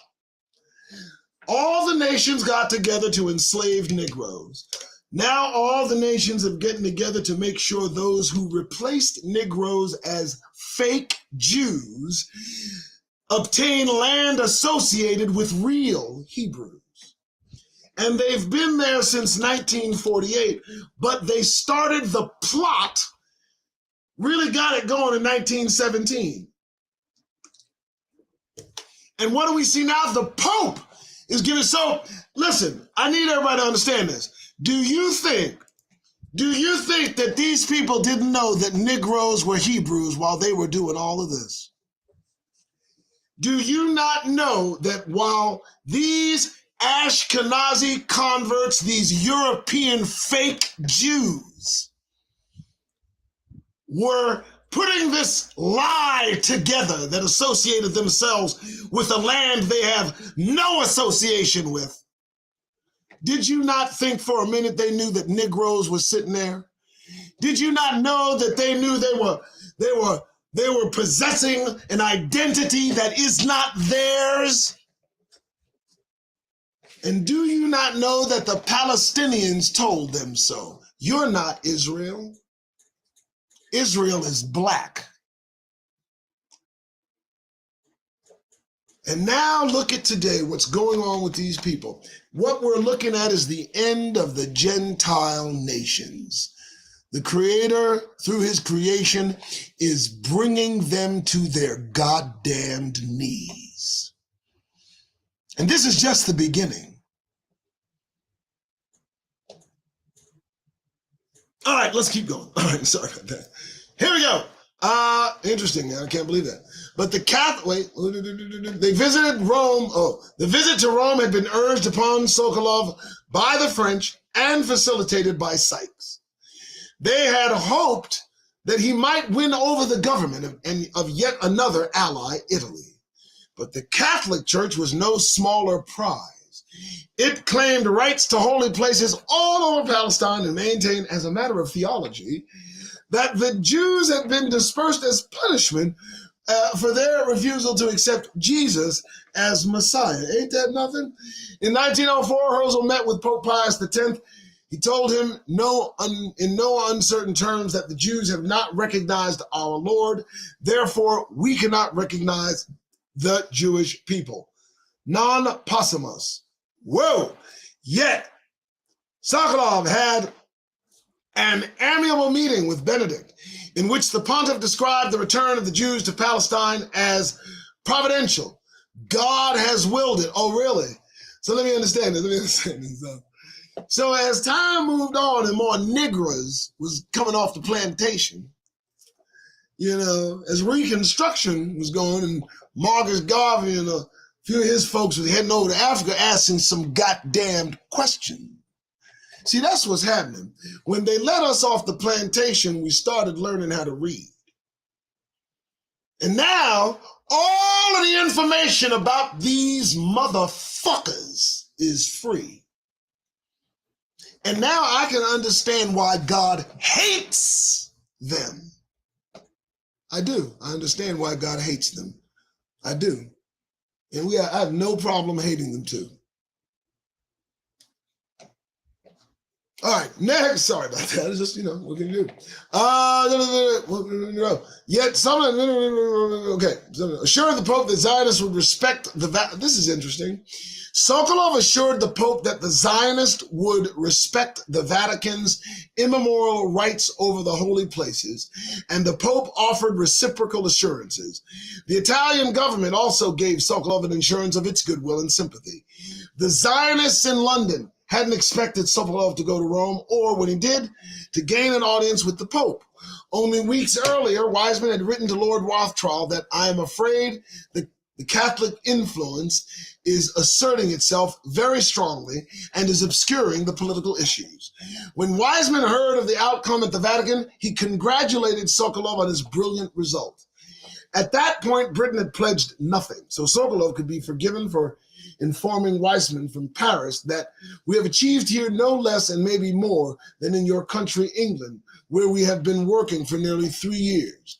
In the months that followed, Wiseman and Sokolow worked in tandem with Sykes to close the gap and elicit a British declaration of support, building on Sokolow's achievements on the continent. The history of these efforts has been researched and analyzed in great depth. Here, too, Sokolow played a major role, drafting numerous documents, including the proposed formula for the declaration submitted by Zionists to Balfour. It was Sokolow who coined the phrase national home. But a crucial portion of the story unfolded in London, not in London, but in Washington. For just as Britain would never have moved on Palestine without the prior consent of its European allies, so it would not have acted without the agreement of President Woodrow Wilson. In April 1917, the United States declared war on Germany, although not on the Ottomans, making itself a major player in the anticipated post-war settlement. One more ally had to be persuaded before Britain could move. Here, too, Sokolow had an effect, if only because he had recruited Louis D. Brandeis to the cause. This occurred during a whistle-stop visit by Sokolow to American right before the war in March 1913. Sokolow Wiseman later reminisced, was on the alert for new men and found them. He was the Columbus, so to speak, who discovered Louis D. Brandeis. And it was Brandeis whom Wilson named a Supreme Court justice in 1916, who led the campaign to gain an American buy-in to a British declaration. Brandeis was kept fully in the picture about developments in Britain and on the continent. As Sokolow later wrote, the negotiations in political circles in England and France were known in America. Every success was welcomed there with enthusiasm and often also received further support. Let me stop there for a minute. First, I want to thank everybody for being here. I'm going through this. We're going to do this. Here's the reason. What's happening today is an echo of what happened in 1916, 1917. The placement of obvious foreigners in the middle of an area they claim falsely. They lie. That's all they do. They lie, they cheat, and they fucking steal. And they stole our identity. And they stole what the world considers directly associated with our identity. They stole land and inserted themselves on property they didn't come from, claiming that they did. Who can respect a people like that? Who in the hell can look to people like that and fucking smile? Now look, I can imagine why the rest of the world don't mind them. They didn't get sold into slavery. But we should have a special and particular attitude toward these goddamn fucking Jews. And I'm gonna say that just like that. I'll say it again. They sold us into slavery. They enriched themselves for hundreds of years. And when we got off the plantation, that's when they asserted that they needed an Israeli nation. And they accomplished it through subterfuge, deceit, lies, and World War II. And this is the truth. It's the reason they're in hell today, and it's not going to stop. Nothing's going to make it go away. The end of the Gentile nations includes the Israelis. That's for goddamn sure. They are nothing but Gentile heathens. What? All right, let's get back to it. All right, here we go. The American policy establishment was entirely hostile to Zionism. The Zionist idea seemed impractical, and missionary interests opposed it. On the first ask in 1917 September, Wilson had withheld his approval. Only the second time around in mid-October, when Wilson received the proposed text from London, did he change his mind. I find in my pocket the memorandum you gave me about the Zionist movement. He wrote to his entrusted foreign affairs, Colonel Edward House. I'm afraid I do not say to you that I concur in the formula suggested by the other side. I do and would be obliged if you would let them know it. House did so discreetly. Even Wilson's Secretary of State wasn't informed. So they really wanted to sit in Palestine. And there they have been since all of this began. It's very interesting. Another point to be made is that all of the Israeli cabinet, the beginnings of the Israeli cabinet, all of them were considered terrorists. All of them bombed Palestine. They didn't come into Palestine like they were welcome. They came into Palestine dodging bullets, unwelcome, and they for they inserted themselves into an area they did not belong and have been there since. And now they're willing to fight to the death and kill millions of dark-skinned Palestinians because at heart, they are nothing but a right-wing white nationalist group of people. That's what Israelis are, white supremacists. They are not people of God. They embrace alternate lifestyles up and down. The Rainbow Coalition reigns supreme in a place where they're called God's people, really? And I don't understand. If they were God's people, why would other people attack them? One thing happened to God's people. They were enslaved. And these clowns were never in enslavement. They are fakes, phonies. They are not Jews. They are Jewish. They are not the jewel of God. And God himself has called them a synagogue of Satan. All right, I just wanted to get that out. Moving on. Next. Yeah, we're going to do this whole thing. I got this. Oh, did I go back one? Let me see. Nope. Oh, there we go. Crucial moment. The support of the British government, when given, will be in conjunction and agreement with the Allied powers. So announced Wiseman at a Zionist conference in 1917. As well, he knew it could not have been otherwise. If the French, the Americans, or perhaps even the Italians had thrown cold water on the Zionist project, that would have broken the momentum in London, leaving the Zionists without a British declaration. And so the triumvirate of Sokolow, Wiseman, and Brandeis left nothing to chance.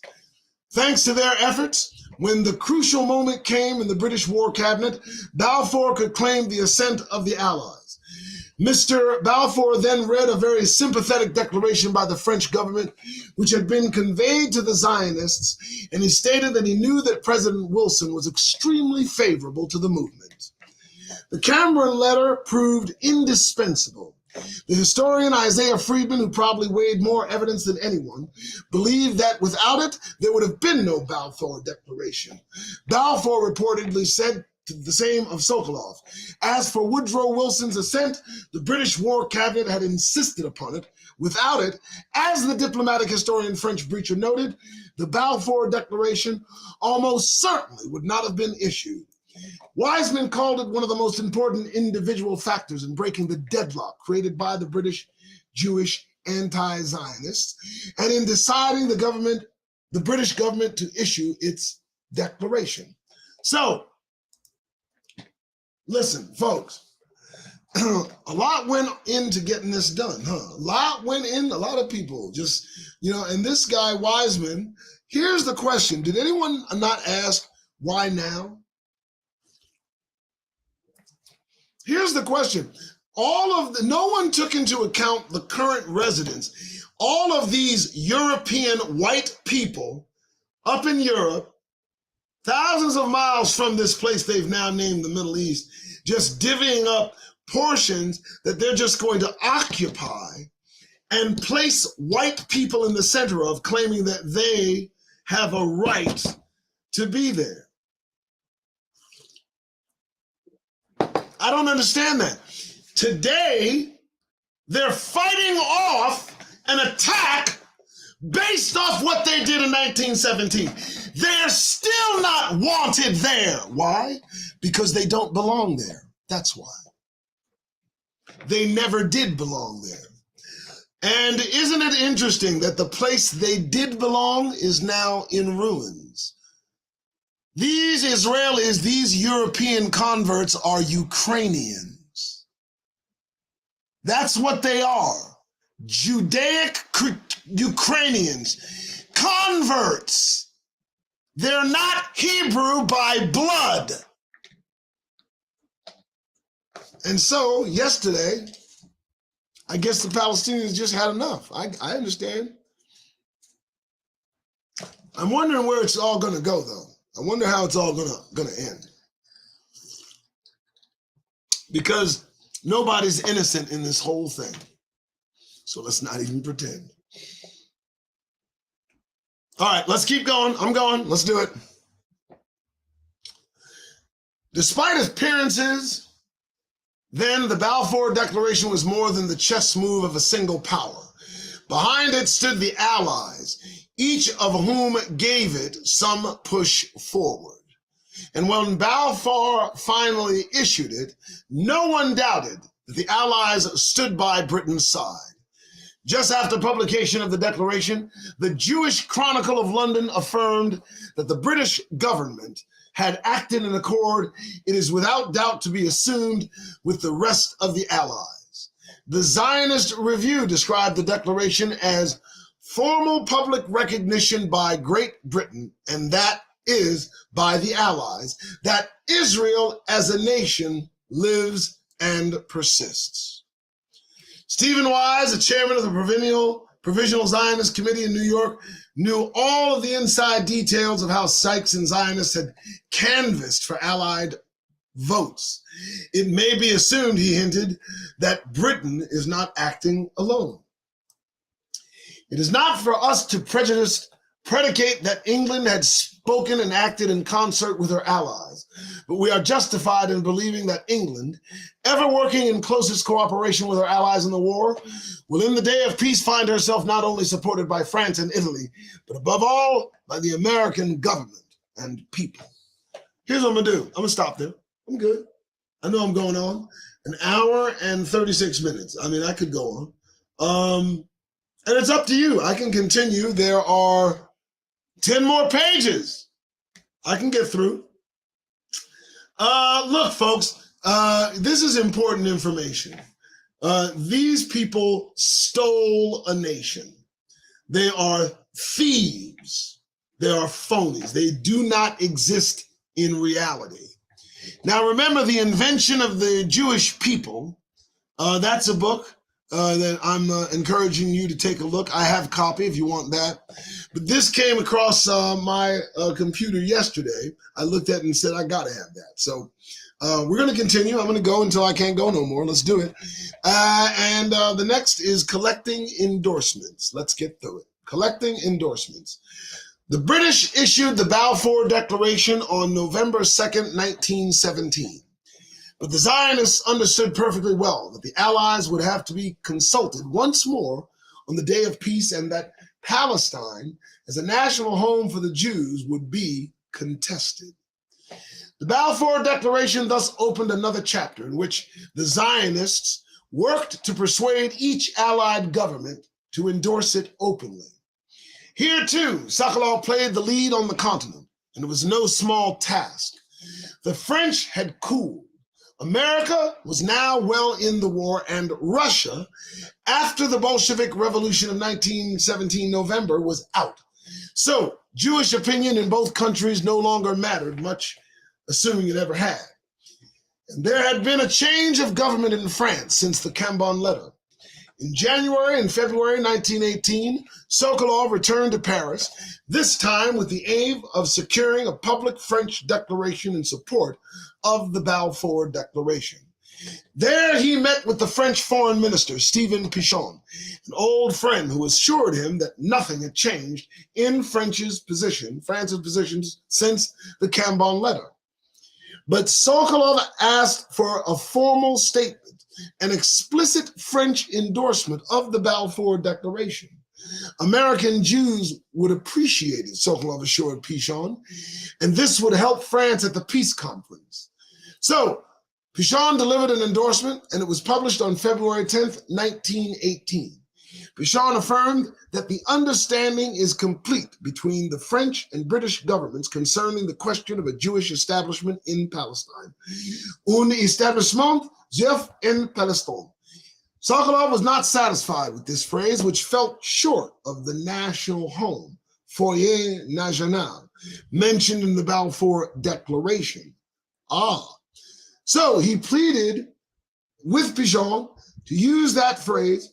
On February 14th, Pichon sent Sokolow another letter that did just that. The Zionists collected other endorsements, some outright, some with emendations. The most important came from Italy and Japan, the two states that, along with Britain and France, would participate in the San Remo Conference and become permanent members of the Council of the League of Nations. In 1918, the Italian government pledged to Sokolow to help facilitate the establishment in Palestine of a Jewish national center. What is the deal? These people, these are Palestinians, and what you have is a bunch of white people, pale people, Japanese, Ukrainians, Russians, English, Americans, all devoid of melanin.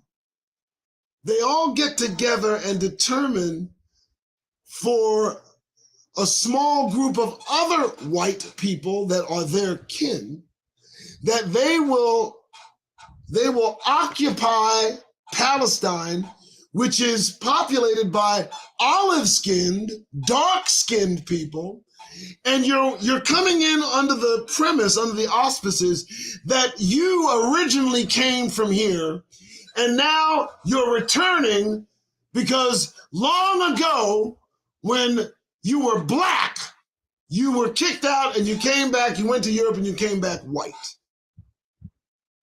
How crazy does that sound? How insane of a story is that? And with a straight face, they did this. Now look, fast forward today. These individuals will never have peace in that place until Negroes are returned to our original place. And that's for real. As you begin to disseminate this information, you know this is all about the Negro Nation. This is about what they did to Negroes, putting us in slavery, the moves they made to regain, to continue to keep our identity. And now it's all coming unraveled.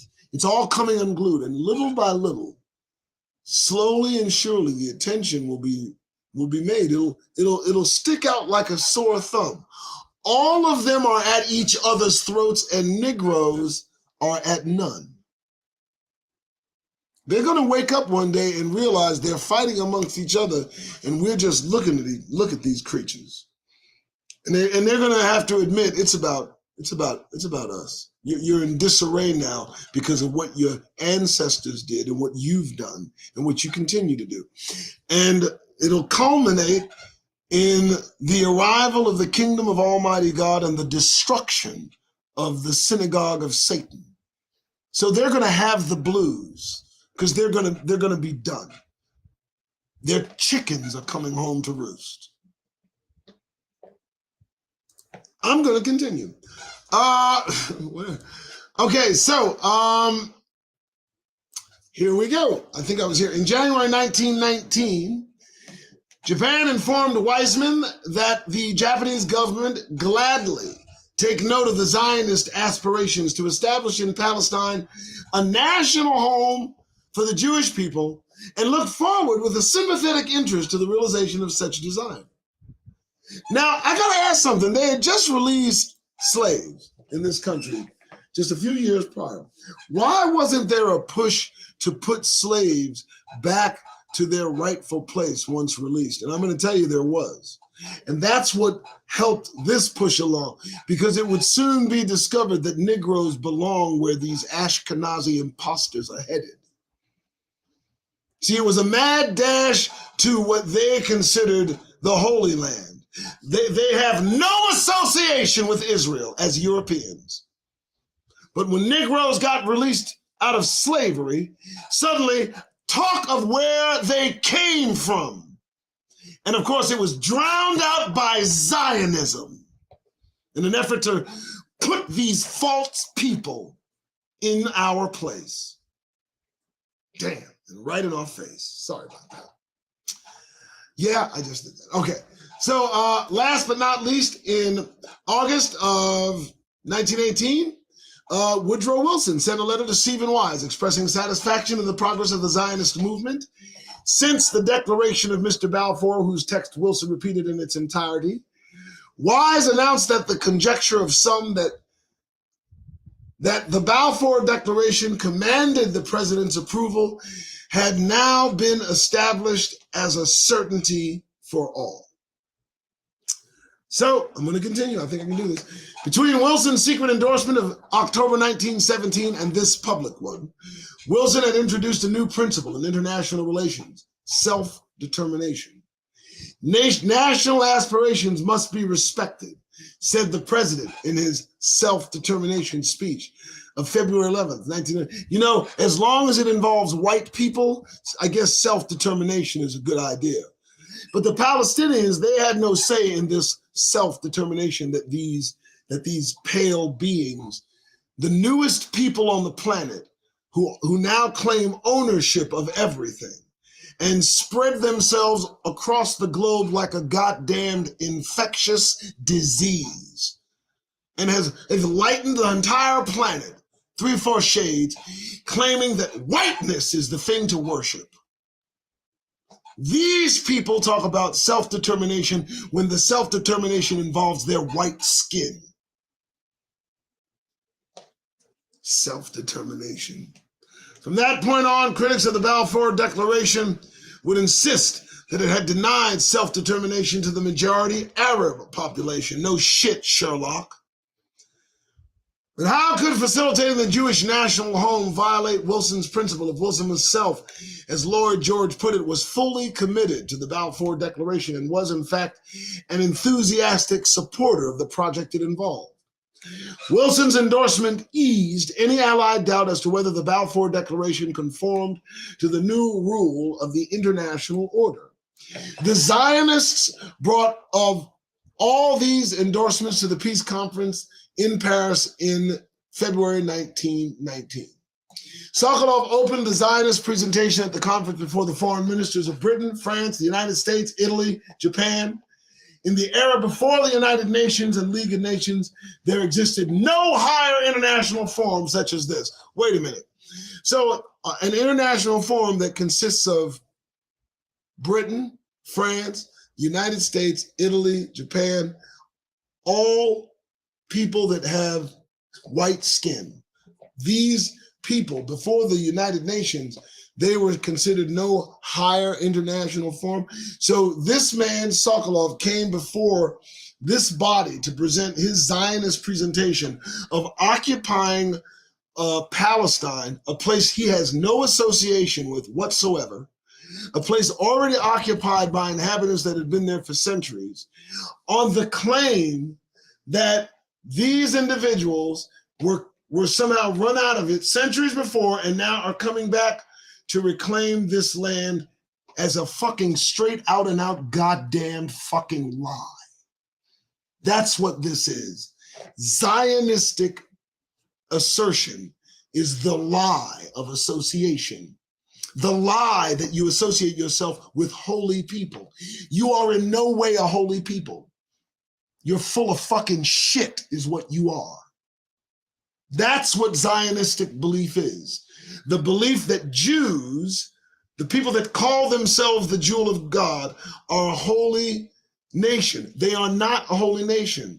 They are a synagogue of Satan, called that by God Almighty. Those that claim they are Jews but are not. That's who these people are. That's who these people are. And they are soon to be kicked the fuck out of our fucking land. They're going to go back to Europe. I need you to understand that. Every man is going to return to his own land, including the Jewish imposter in Israel. You're going back to Ukraine. I'm letting you know that. So don't get comfortable. Yeah, I went there. Let's continue. Yeah. In his preface, Sokolow spoke of the Balfour Declaration as though it had been made by all of the Allies. In the midst of this terrible war, you, as representatives of the great powers of Western Europe and America, have issued a declaration which contained the promise to help us, with your goodwill and support, to establish this national center, for whose realization generations have lived and suffered. You haven't lived and suffered. Oh, sorry, hold up. Damn! In his preference, Sokolow spoke of the Balfour Declaration as though it had been made by all of the Allies. In the midst of this terrible war, you, as representatives of the great powers of Western Europe and America, have issued a declaration which contained the promise to help us with your goodwill and support to establish this national center for whose realization generations have lived and suffered. You haven't suffered worth shit. How dare you lie? You enrich yourself, plague yourself all over Egypt, all over Europe. They can't stand you. And now you say you're looking for a land. Why didn't you just go back to Ukraine? In Sokolow's carefully chosen words, the Balfour Declaration had morphed into the Allied Declaration. A monumental effort in many capitals had permitted him to utter that sentence without fear of contradiction. The San Remo Conference in April 1920 was an extension of the Peace Conference. One of its tasks was to parcel out former Ottoman territories into mandates, which the powers would administer as trusts on behalf of the League of Nations. There, the powers agreed that Britain would receive the League of Nations mandate for Palestine. Are y'all checking this out? I mean, how obvious is it that white people think they control and run everything and have a say over all things and will determine what people of color will do? This entire situation of them being who they are was put in place for the sole purpose of enslaving Negroes. And that term is over. And at this point, they're no longer needed in their position. So these folks are going to be removed. And it's just the beginning. The end of the Gentile nations is what we are witnessing. And it's odd that it begins with Ukraine and now has morphed into the fake Ashkenazi Jew who has usurped the position of Negroes. And with such pride and arrogance, these maleficent beings. Do you know that they say they can spit on Christians? That's what these Judaistic, they say they had an article about that yesterday, that Jews, it's a tradition that when a Jew passes a Christian, they can spit on them. This is who we're talking about. And if you really want to be disgusted, open the goddamned Talmud and see the kind of practices and what they think. They think you are Goyim. These Gentile heathen descendants just lie through their goddamned teeth. And they say that we are Goyim. You know that they feel our lives aren't worth anything, that they can take our lives, and there's really no offense. The tables on these fools are about to be turned, and when our God returns, he is going to fuck these motherfuckers up. Now let's get back to it. Okay, but what would it be mandated to do? What would it be charged with facilitating? Would it be charged with facilitating the national home? The Balfour Declaration, if introduced into the mandate, would become part of international law. Absent that, there would be no legal standing to the national home. Britain, at Zionist urging, sought to have the entire Balfour Declaration inserted into the text of the mandate. And it was here that Zalkov's 1918 efforts in Paris were richly rewarded. Since Sokolov's triumph in Paris, there had been another change of government in France, and the French government had grown intransient. The lead French negotiator, Philippe Berthelot, knew not Joseph and attempted to conclude the Balfour Declaration from the mandate on the grounds that it was an unofficial declaration made by one power which had never been formally accepted by the Allies generally. In particular, it had never been officially accepted by the French government. So they had a little snag, huh? And look at what it says.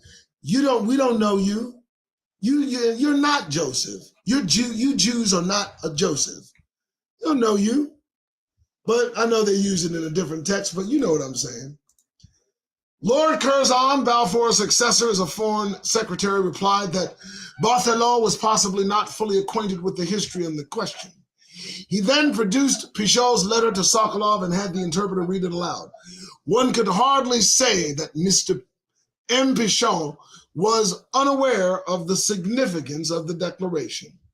Curzon observed, adding that Picot had not only endorsed on behalf of his own government Mr. Balfour's declaration, but had added in his letter besides, I am happy to affirm that the understanding between the French and British government on this question is complete. A flailing Berthelot countered that it was not in any way evident that Miss M. Picot had accepted the whole declaration in its entirety, but it certainly sounded as though he had. In the end, Picot's endorsement could not be undone. Berthelot retreated and Balfour Declaration entered whole into the preamble of the League of Nations mandate, at which point it acquired full legal standing in international law. The national law for the Jews in Palestine had become a legal commitment to the international community. The Allied powers made Britain responsible for putting into the declaration originally made on November 2nd, 1917, by the government of His Britannic Majesty and adopted by the said powers. So, what do we know? This started back in World War I. And it was 1948, that's when it was done. So everything that's transpired up till now doesn't involve Hitler, the Nazis, or nothing. So they started this Balfour Declaration, and now my understanding is it turned into the Balfour Act when it was enacted in 1948. So now it calls into question what the Balfour Resolution or the Balfour Declaration, what did it have to do with World War II? Was World War II associated with the intent? Because think of this, and now I'm bringing certain historical facts back to my mind. Now you started this intent to occupy Palestine. And I would suppose that through 1917 to 1933, there's a lot of resistance in that move. You know, I'm certain you inserted yourselves where you weren't wanted. A lot of fighting ensued. So let's assume, folks, together that there had to have been some sort of great event, some sort of catalyst that would push forward the move to establish the state of Israel in Palestine. And what better move to push than 6 million Jews being killed during a Holocaust? Now we're beginning to see some daylight, aren't we, ladies and gentlemen? So the Balfour Act got its start before World War I, was in full swing during World War I, Jews desperately looking for a home. In World War II, what was World War II for? How did Hitler get all of the fuel needed for his Luftwaffe and Panzer divisions? Oh, the rabbit hole gets deep, dog. You feel me? This whole thing has been orchestrated to complete the revolution that they wanted. First, they sold us into slavery and enriched themselves, took that wealth and multiplied it by millions as they lended and borrowed and usury and capitalistic. And then, as they continue to take on our attributes and our religious practices, bastardizing them all the way, Hellenizing them, making them nothing but heathen practices, then they complete the pincher move. Once the slaves they've sold into slavery are released, they know it's a race to the finish toward the Middle East. And so now the orchestration is pretty plain, if you guys kind of know what I'm saying. So obviously World War I and World War II were orchestrated for the Jew. Obviously, this Balfour Declaration that turned into an act is intricately involved in both world wars, and that's that. World War I was an agitation. World War II completed the creation. Let's continue. We're gonna finish this, folks. Again, I'm so thankful that all of you are here. I determined I was going to do all 23 pages at one sitting. That's what I'm going to do. Please sit with me. So it'll be a 3-hour show. It'll be my longest show ever. But this is important and relative to today's history, today's activity. The reason that the Israelis are being attacked, the reason that they sent 5,000 rockets into these people's place is because this is how they got into their space. And the facts are plain. Facts are plain. All right, let's get back to it. I'm going to finish this up. The weakness of secret pledges. Pecan was exaggerating France's ignorance, but because the Hussein-Macon correspondence was secret, knowledge of it could be denied.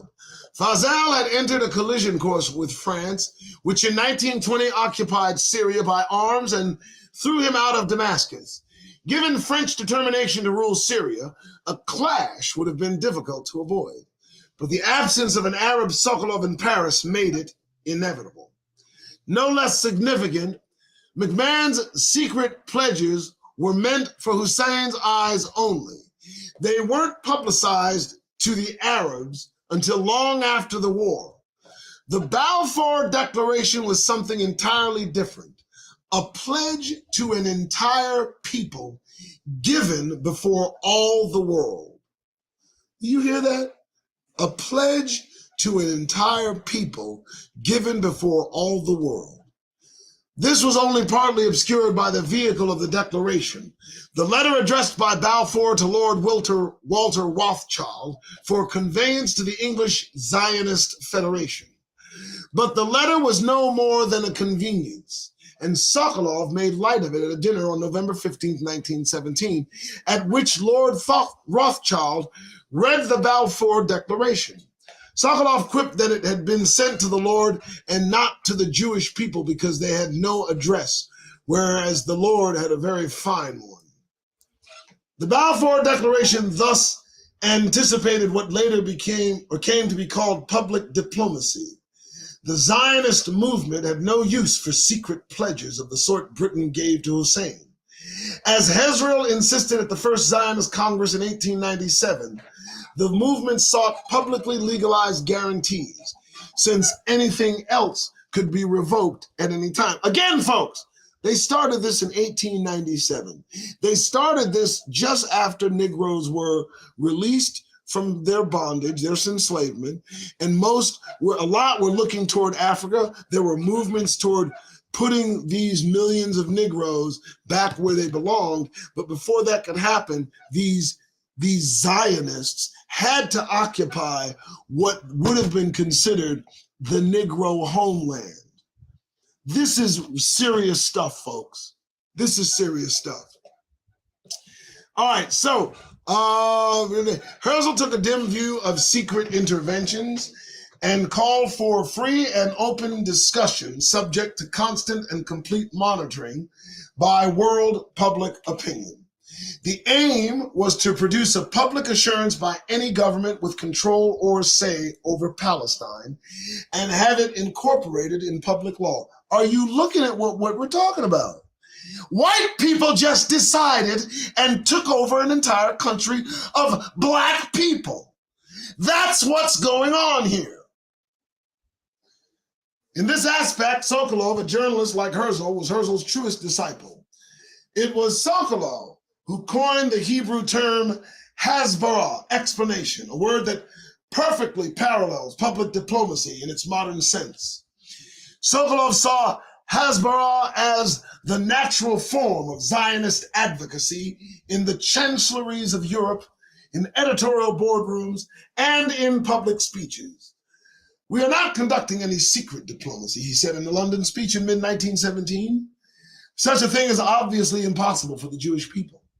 The Zionist leaders are endeavoring to make clear to the powers the aspirations of the Jewish people. In 1919, he insisted that in the whole proceeding, there are no secret treaties, no secret diplomacy. In fact, neither diplomacy nor conspiracy. but they constitute a series of negotiations, schemes, suggestions, explanations, measures, journeys, conferences. These are nothing but conniving, lying people. That is what this is. And they make it obvious in this respect. They have no claim to this land, Palestine. They have no association. Their people don't come from Palestine. They're not Jews. They're Japhets. They're Japhethites. We're Shemites, whatever you want to call it. And it's said that in these days, they would be returned to their own land. Well, let's see if they can keep Israel. Because Netanyahu is vowing. But I'm pretty certain the God of Hebrews, the God of Negroes, is going to show up. We'll see what happens. While Sokolow may have seemed like a diplomat, even to professional diplomats, he thought like a publicist, eager to get the story out. He took every assurance he received and made it public. Sokolow saw no point in discretion for discretion's sake. In mid-1917, he told a London audience that he and Wiseman had been abundantly successful in winning over the French and British governments, that our success with the Italian government transcended all of our expectation. These just, man, I can't stand them. And that Pope Benedict had given him the warmest assurances of his sympathy. Let me make sure I didn't miss anything here. Hold on. That's it. And that Pope Benedict had given him the warmest assurances of his sympathy. News of Sokolow's audience with the Pope spread so widely that it gave rise to a joke. Two Jews find themselves in St. Peter's Square, where they see two figures standing on the papal balcony. The one Jew asks the other, "Who's that next to Sokolow?" Okay. Wilson explicitly asked that his prior approval of the Balfour Declaration not be made public, and it wasn't. But the Zionists publicized every other assurance. This had the dual purpose of spurring competition among the Allies and raising the morale and rank and file Zionists.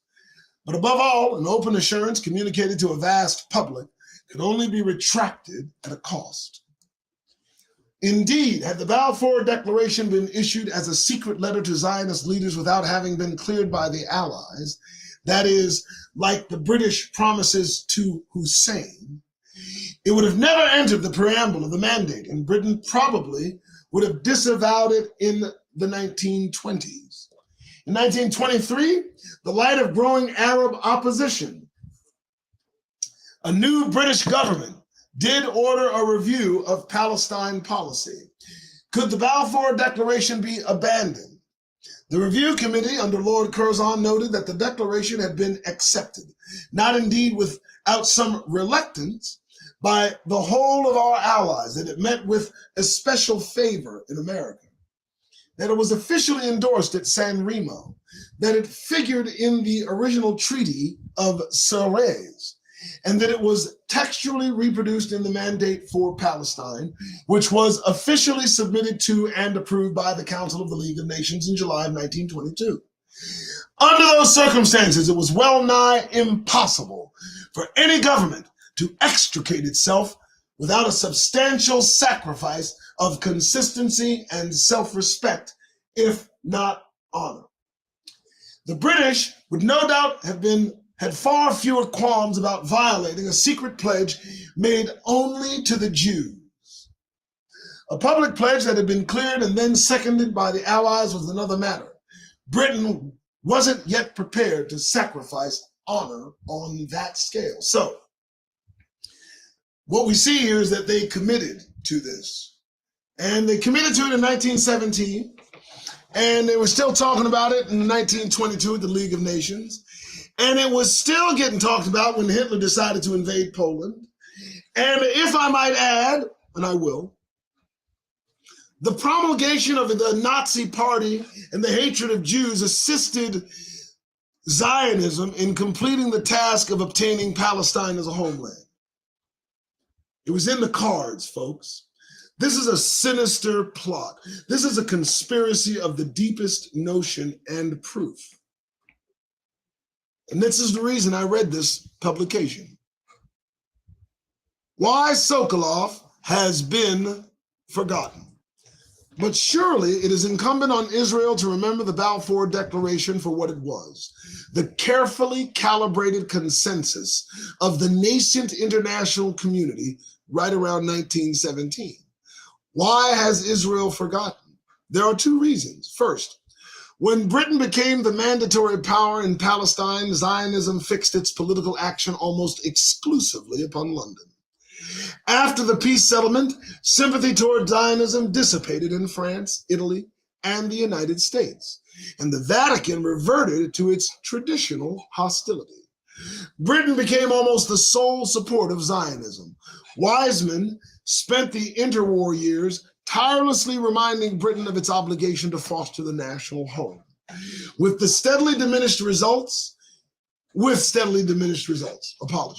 his desperate strategy was to present the Balfour Declaration as thoroughly British, having emanated entirely from the depths of Britain's own supposed tradition of Gentile Zionism. Sokolow, too, wrote a polemical history of Zionism in 2 volumes published in 1919, designed to convince British readers that the Balfour Declaration capped centuries of the English love of Zion. What? The possibility that France or Italy or the United States for a moment's lack of enthusiasm might have nipped the whole thing in the bud, but couldn't be admitted. But there was a second, pettier reason. Wiseman wanted full credit for the Balfour Declaration. To ensure it, he and his associates had to cut out the story, all the parts in which he didn't star. That included Sokolow's diplomacy on the continent, which was a solo performance. The story of Wiseman and Sokolow and Wiseman versus Sokolow could fill a much longer essay and has yet to be told. Suffice it to say that every aspect of Sokolow's role in 1917 brought the tensions between them close to the surface. In his autobiography, Wiseman described Sokolow as lacking practicality. He had no idea of time, claimed Wiseman, or the meaning of a practical commitment. Sokolow also allegedly suffered from an over-diversification of opinions and convictions, and was also always in favor of compromise, a dangerous trait in Wiseman's book. The elements of distrust emerged strongly when Sokolow accepted the mission to Paris. Wiseman disliked the very idea of him darting about the Quai d'Orsay, even under the watchful eyes of Sykes. In particular, Wiseman suspected erroneously that Sokolow might buy success in Paris without concessions to the French in Palestine, encouraging them to press for a standing equal to Britain's. Your work in France, Wiseman warned Sokolow, may be interpreted as negotiations on behalf of our movement in favor of France. On no account is such an impression admissible. Wiseman ended that missive by demanding that Sokolow return to London. For his part, Sokolow dismissed the notion that his mission might encourage French ambitions as pure imagination. Either you have not received my letters, he wrote to Wiseman, or you have not had time to go through them. Sokolow remained on the continent for a full 6 weeks, working alone and in tandem with Sykes. So already people vying for credit. No one could argue with the results. Sokolow had performed beyond anyone's expectations. According to Jehuda Reinhardt, Wiseman had underestimated Sokolow's skills as a diplomat. But of course, Wiseman did not fail to put the assurances made to Sokolow to good use in Britain, and even stretched them when it served the cause. Our friend, chief and leader, Mr. Sokolow, he announced in a speech to the English Zionist Federation on May 20th, 2017, has been both in France and in Italy, and from both these governments has received assurances of full sympathy and full support. Full, not exactly. And this, we have assurances from the highest Catholic circles that they will view with favor the establishment of a Jewish national home in Palestine. This was an elastic interpretation of Pope Benedict's words to Sokolow. Then, once the Balfour Declaration was issued, Wiseman reversed gears, and it became his habit to minimize Sokolow's achievements. Sokolow himself offered an explanation in 1918 after his return from Paris, where he had secured Pichon's endorsement of the Balfour Declaration. In our offices in London, I found Wiseman and reported to him the results of my efforts in Paris. I can't resist the impression that he got, that he is not sincere, and that ambition eats him whole. It seems to me that he increasingly forgoes calm and objective consideration, and instead operates out of personal motives, which arise from his anxiety. He is very suspicious, fears rivals, and brooks no opposition. I showed him the French document. He said, "That's very fine," but I felt he saw it as some sort of competition. So they're in competition with each other now. Now, you see, the American Zionist leader Stephen Wise later wrote that a deep abyss opened between Sokolow and Wiseman's version of how the Balfour Declaration came to be. Wiseman's wife, Vera, alluded to this in her memoirs in recalling a Zionist Congress convened in the early 1920s. Some of the delegates, she remembered, were rather jealous that one man from the little Russian village of Motol, Wiseman's birthplace, should have secured the Balfour Declaration. The Polish Jews in particular felt like this, since they would have preferred Nahum Sokolow, the father of the Hebrew press, to have been the initiator of the declaration. To smooth over the ruffled feelings, Shmernya Levin, who was never at a loss for words, told the story of two Jews who were arguing as to which was more important, the sun or the moon. At length, they decided that the moon was more important. The sun gives light in the daytime when it's light out anyhow, whereas the moon gives light when it's dark. I don't get this. But partisans of the two men lined up, and it wasn't necessarily along the Polish-Russian divide. Louis Namur, originally from Poland, a British historian and admirer of Wiseman, dismissed Sokolow as a little Jewish factor, sales agent, now raised to the level of pseudo-statesmanship.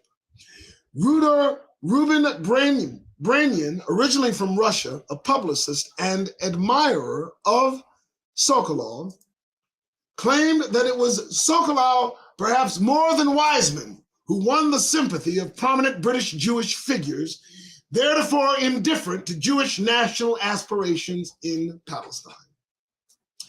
One thing I want to point out as I pause real quick, notice where everybody's from. Poland, Russia, all the places where Russia is surrounding Ukraine, all of them are from Ukraine. All of these Jews, these converts from Khazaria became Ukraine, and the Jews spread out all over Europe. And now I kind of understand. So Hitler invaded Poland. Are we now kind of getting what's happening here? This isn't about them finding their own land. A group of Europeans who were between Muslims and Catholics long ago in a country called Khazaria, their king determined the best choice was Judaism. And please remember, these people that are in Israel now, these people that are in Ukraine now, these people that call themselves European Jews now, they all descend from pagan heathen worshipers. Because King Bulan of Khazaria, he was king to a kingdom of heathens, of people that practice all kind of sick, twisted shit. They were also about commerce and capital and retail and buying and selling. So he was being pressed on by the Muslims in one direction, and he was being pressed on by the Catholics in another. And pretty soon, he was going to have to make a choice. So what he did was he split the middle and chose Judaism, and his whole kingdom converted to Judaism. These are Europeans. These are white people. They're not Middle Eastern people. They're not olive-skinned people. And over the years, they took the practice of Judaism to heart as they spread across Europe, making themselves unwanted. And the fix is that having gotten their wealth from the sale of slaves and taking our identity, the fix was, let's set our European white asses in the Middle East and Palestine, and let's tell everybody that we belong there. Let's lie our goddamned asses off, and let's get the rest of white Western world to get behind us. That's what happened. That's why we have the state of Israel today. Now, let's continue and finish this up. All right. All right. Into the 1930s, Sokolov's disciples still claimed the Balfour Declaration as his achievement, but Sokolov did practically nothing to promote his version. Vain he may have been, but he never got around to writing his memoirs, even of the events leading up to the Balfour Declaration. According to his son, Sokolow made the notes and even started filling material, but he died in 1936 without having written anything. Wiseman, by contrast, told his version many times. In his trial and error, he devoted this single sentence to Sokolow's diplomacy. Sokolow was entrusted with the task of modifying the attitude of the French and of winning the consent of Italy and the Vatican, a task which he discharged with great skill. This while admitting that the chief danger always came from the French. One of Wiseman's sharpest critics detected a pattern. The most conspicuous feature of Dr. Wiseman's appraisal of Nahum Sokolow are the omissions. In many phases of Zionistic history, the latter played an important role to which no reference is made in Trial and Error. The historian Maya Verete wrote that it is not easy to decide whether Wiseman's share was greater than that of Sokolow in securing the Balfour Declaration. That assertion has been contested by Wiseman's biographers, although one, Norman Rose, has admitted that Sokolow's contribution was often overlooked in the wake of Wiseman's achievements.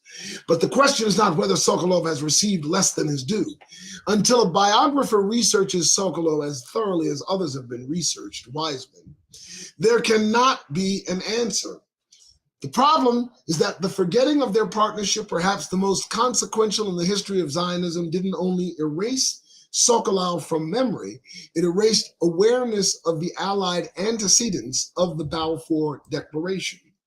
The earliest Zionist success in mobilizing international legitimacy became a story of collision between a wily British Jew and a clutch of British imperialists. Britain's retreat from the Declaration.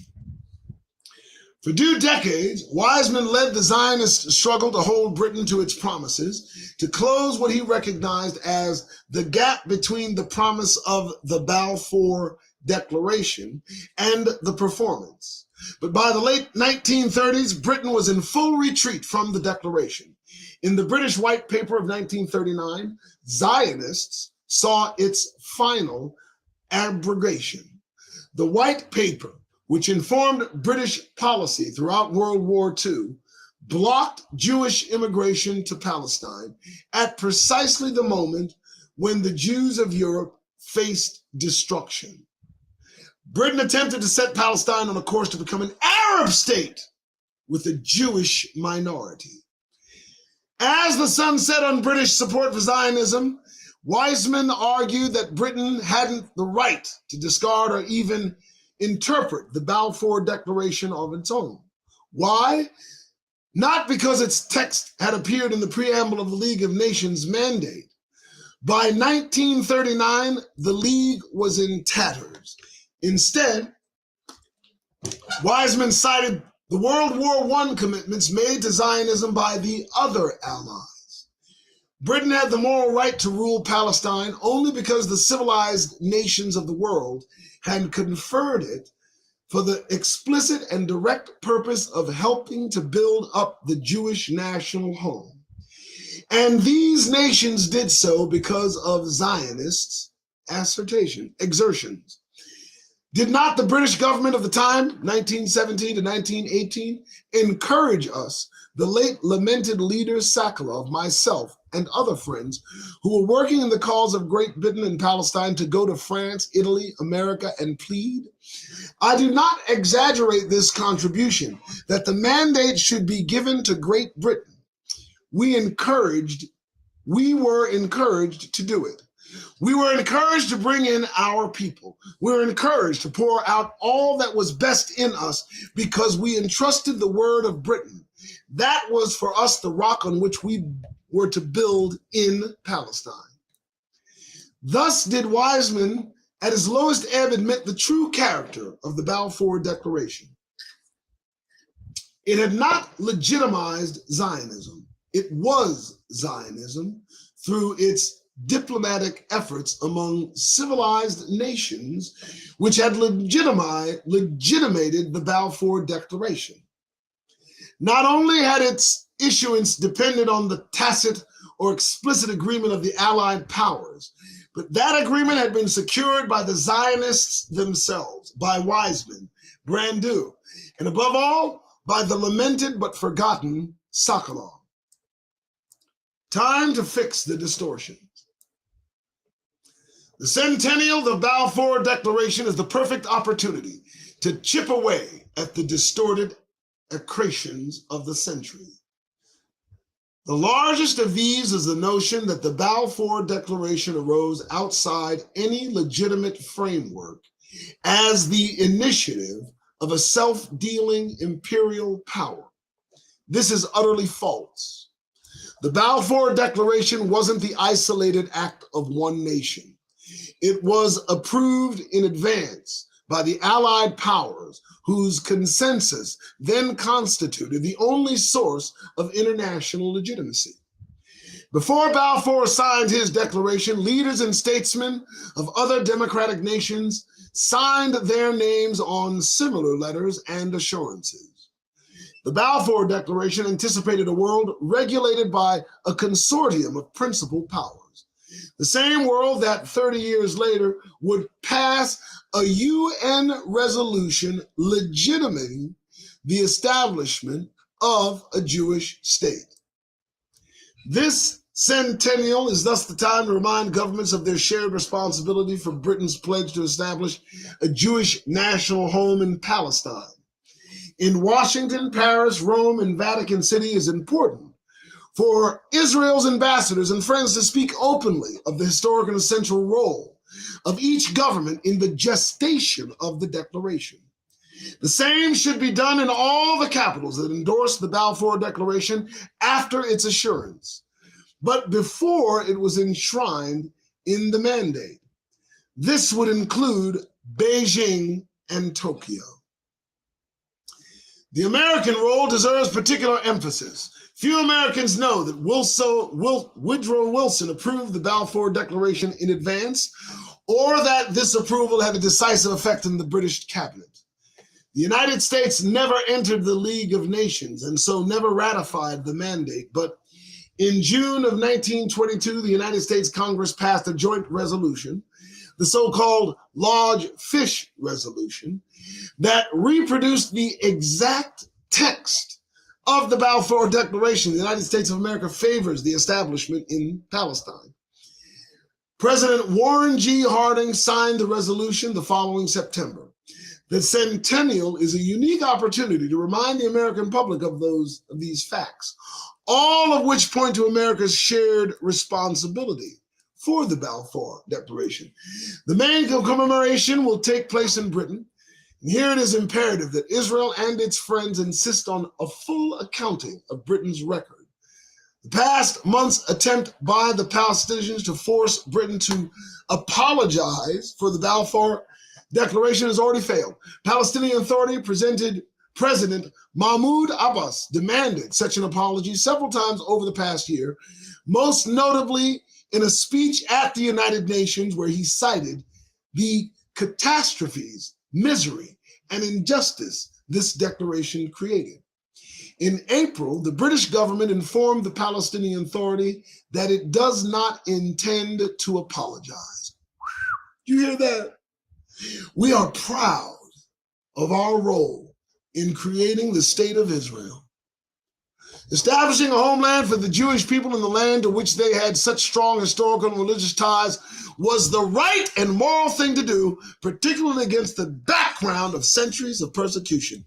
Did y'all read that? Did you hear that? No remorse. No mention of the Negroes that were true Hebrews. No mention that these Ashkenazi imposters had no association with Palestine. Just give them the land because they're white. Proud Britain may be, but Israel cannot forget that in May 1939, the British unilaterally abrogated the Balfour Declaration, shutting down Jewish immigration to Palestine, and rightfully so. This act had no legal foundation. The Permanent Mandates Commission of the League of Nations concluded that the white paper was not in accordance with the interpretation which, in agreement with the mandatory power and the Council, the Commission had always placed upon the Palestine mandate. Not only did Britain freely reinterpret the national home so as to preclude it a state, but Britain even denied that it meant a haven. So Britain barred Europe's Jews from entry to their legally recognized national home, and Jews perished in the millions. Oh, really? The subject of Britain and Europe Jews during the Holocaust had been researched thoroughly. Within the Holocaust greater circle of tragedy, wrote one historian, there was a smaller one, namely Britain's determination to keep desperate Jewish refugees out of Palestine by every possible means. This must not be forgotten when Israel's prime minister arrives in London to mark the centenary of the Balfour Declaration. Yes, this will be a chance to strengthen bilateral relations.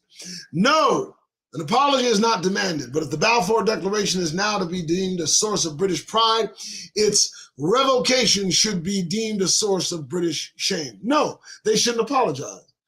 They shouldn't apologize to the Jews, just like they didn't apologize to the Arabs. No. And what of the other claim that the Balfour Declaration disregarded the Palestinian Arabs? Balfour was not ignorant of objections to Zionism. Its critics, has said in a 1920 speech, invoked the principle of self-determination, claiming that if applied logically and honestly, it is to the majority of the existing population of Palestine that the future destinies of Palestine should be committed. Balfour thought there was a technical ingenuity to this claim. But look back upon the history of the world, upon the history more particularly of all the most civilized portions of the world. I say the case of Jewry in all countries is absolutely exceptional. Falls outside all ordinary rules and maxims. What? Cannot be contained in a formula or explained in a sentence.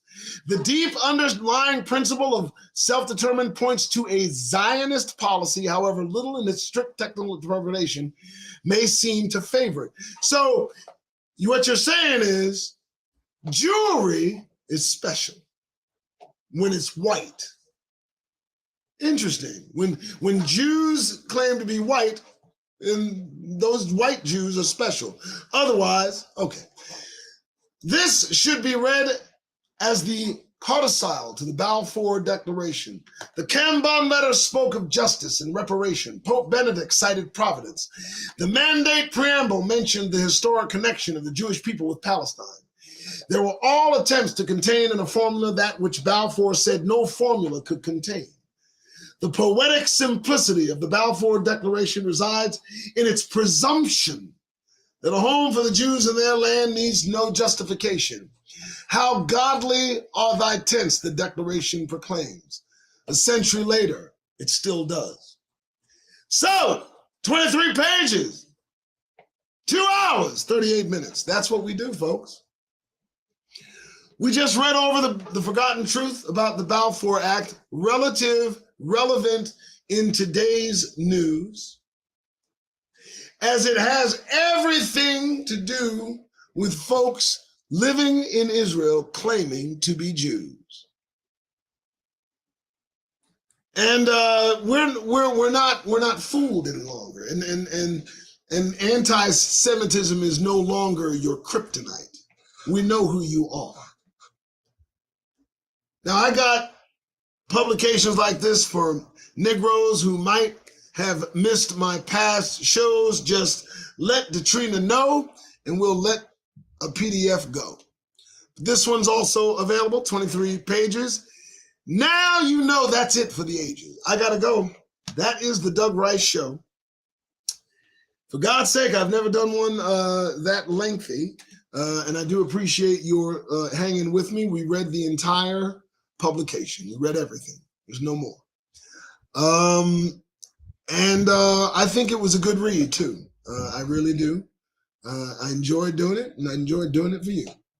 I am going to take off and call it a day. You folks may be on your way. 2 hours, 35 minutes. Hey, that is that's a new record for me. All right, thanks so much. Hey, it's Sunday. Tomorrow's a holiday for those of you that celebrate, right? But there'll still be a show at 7 a.m.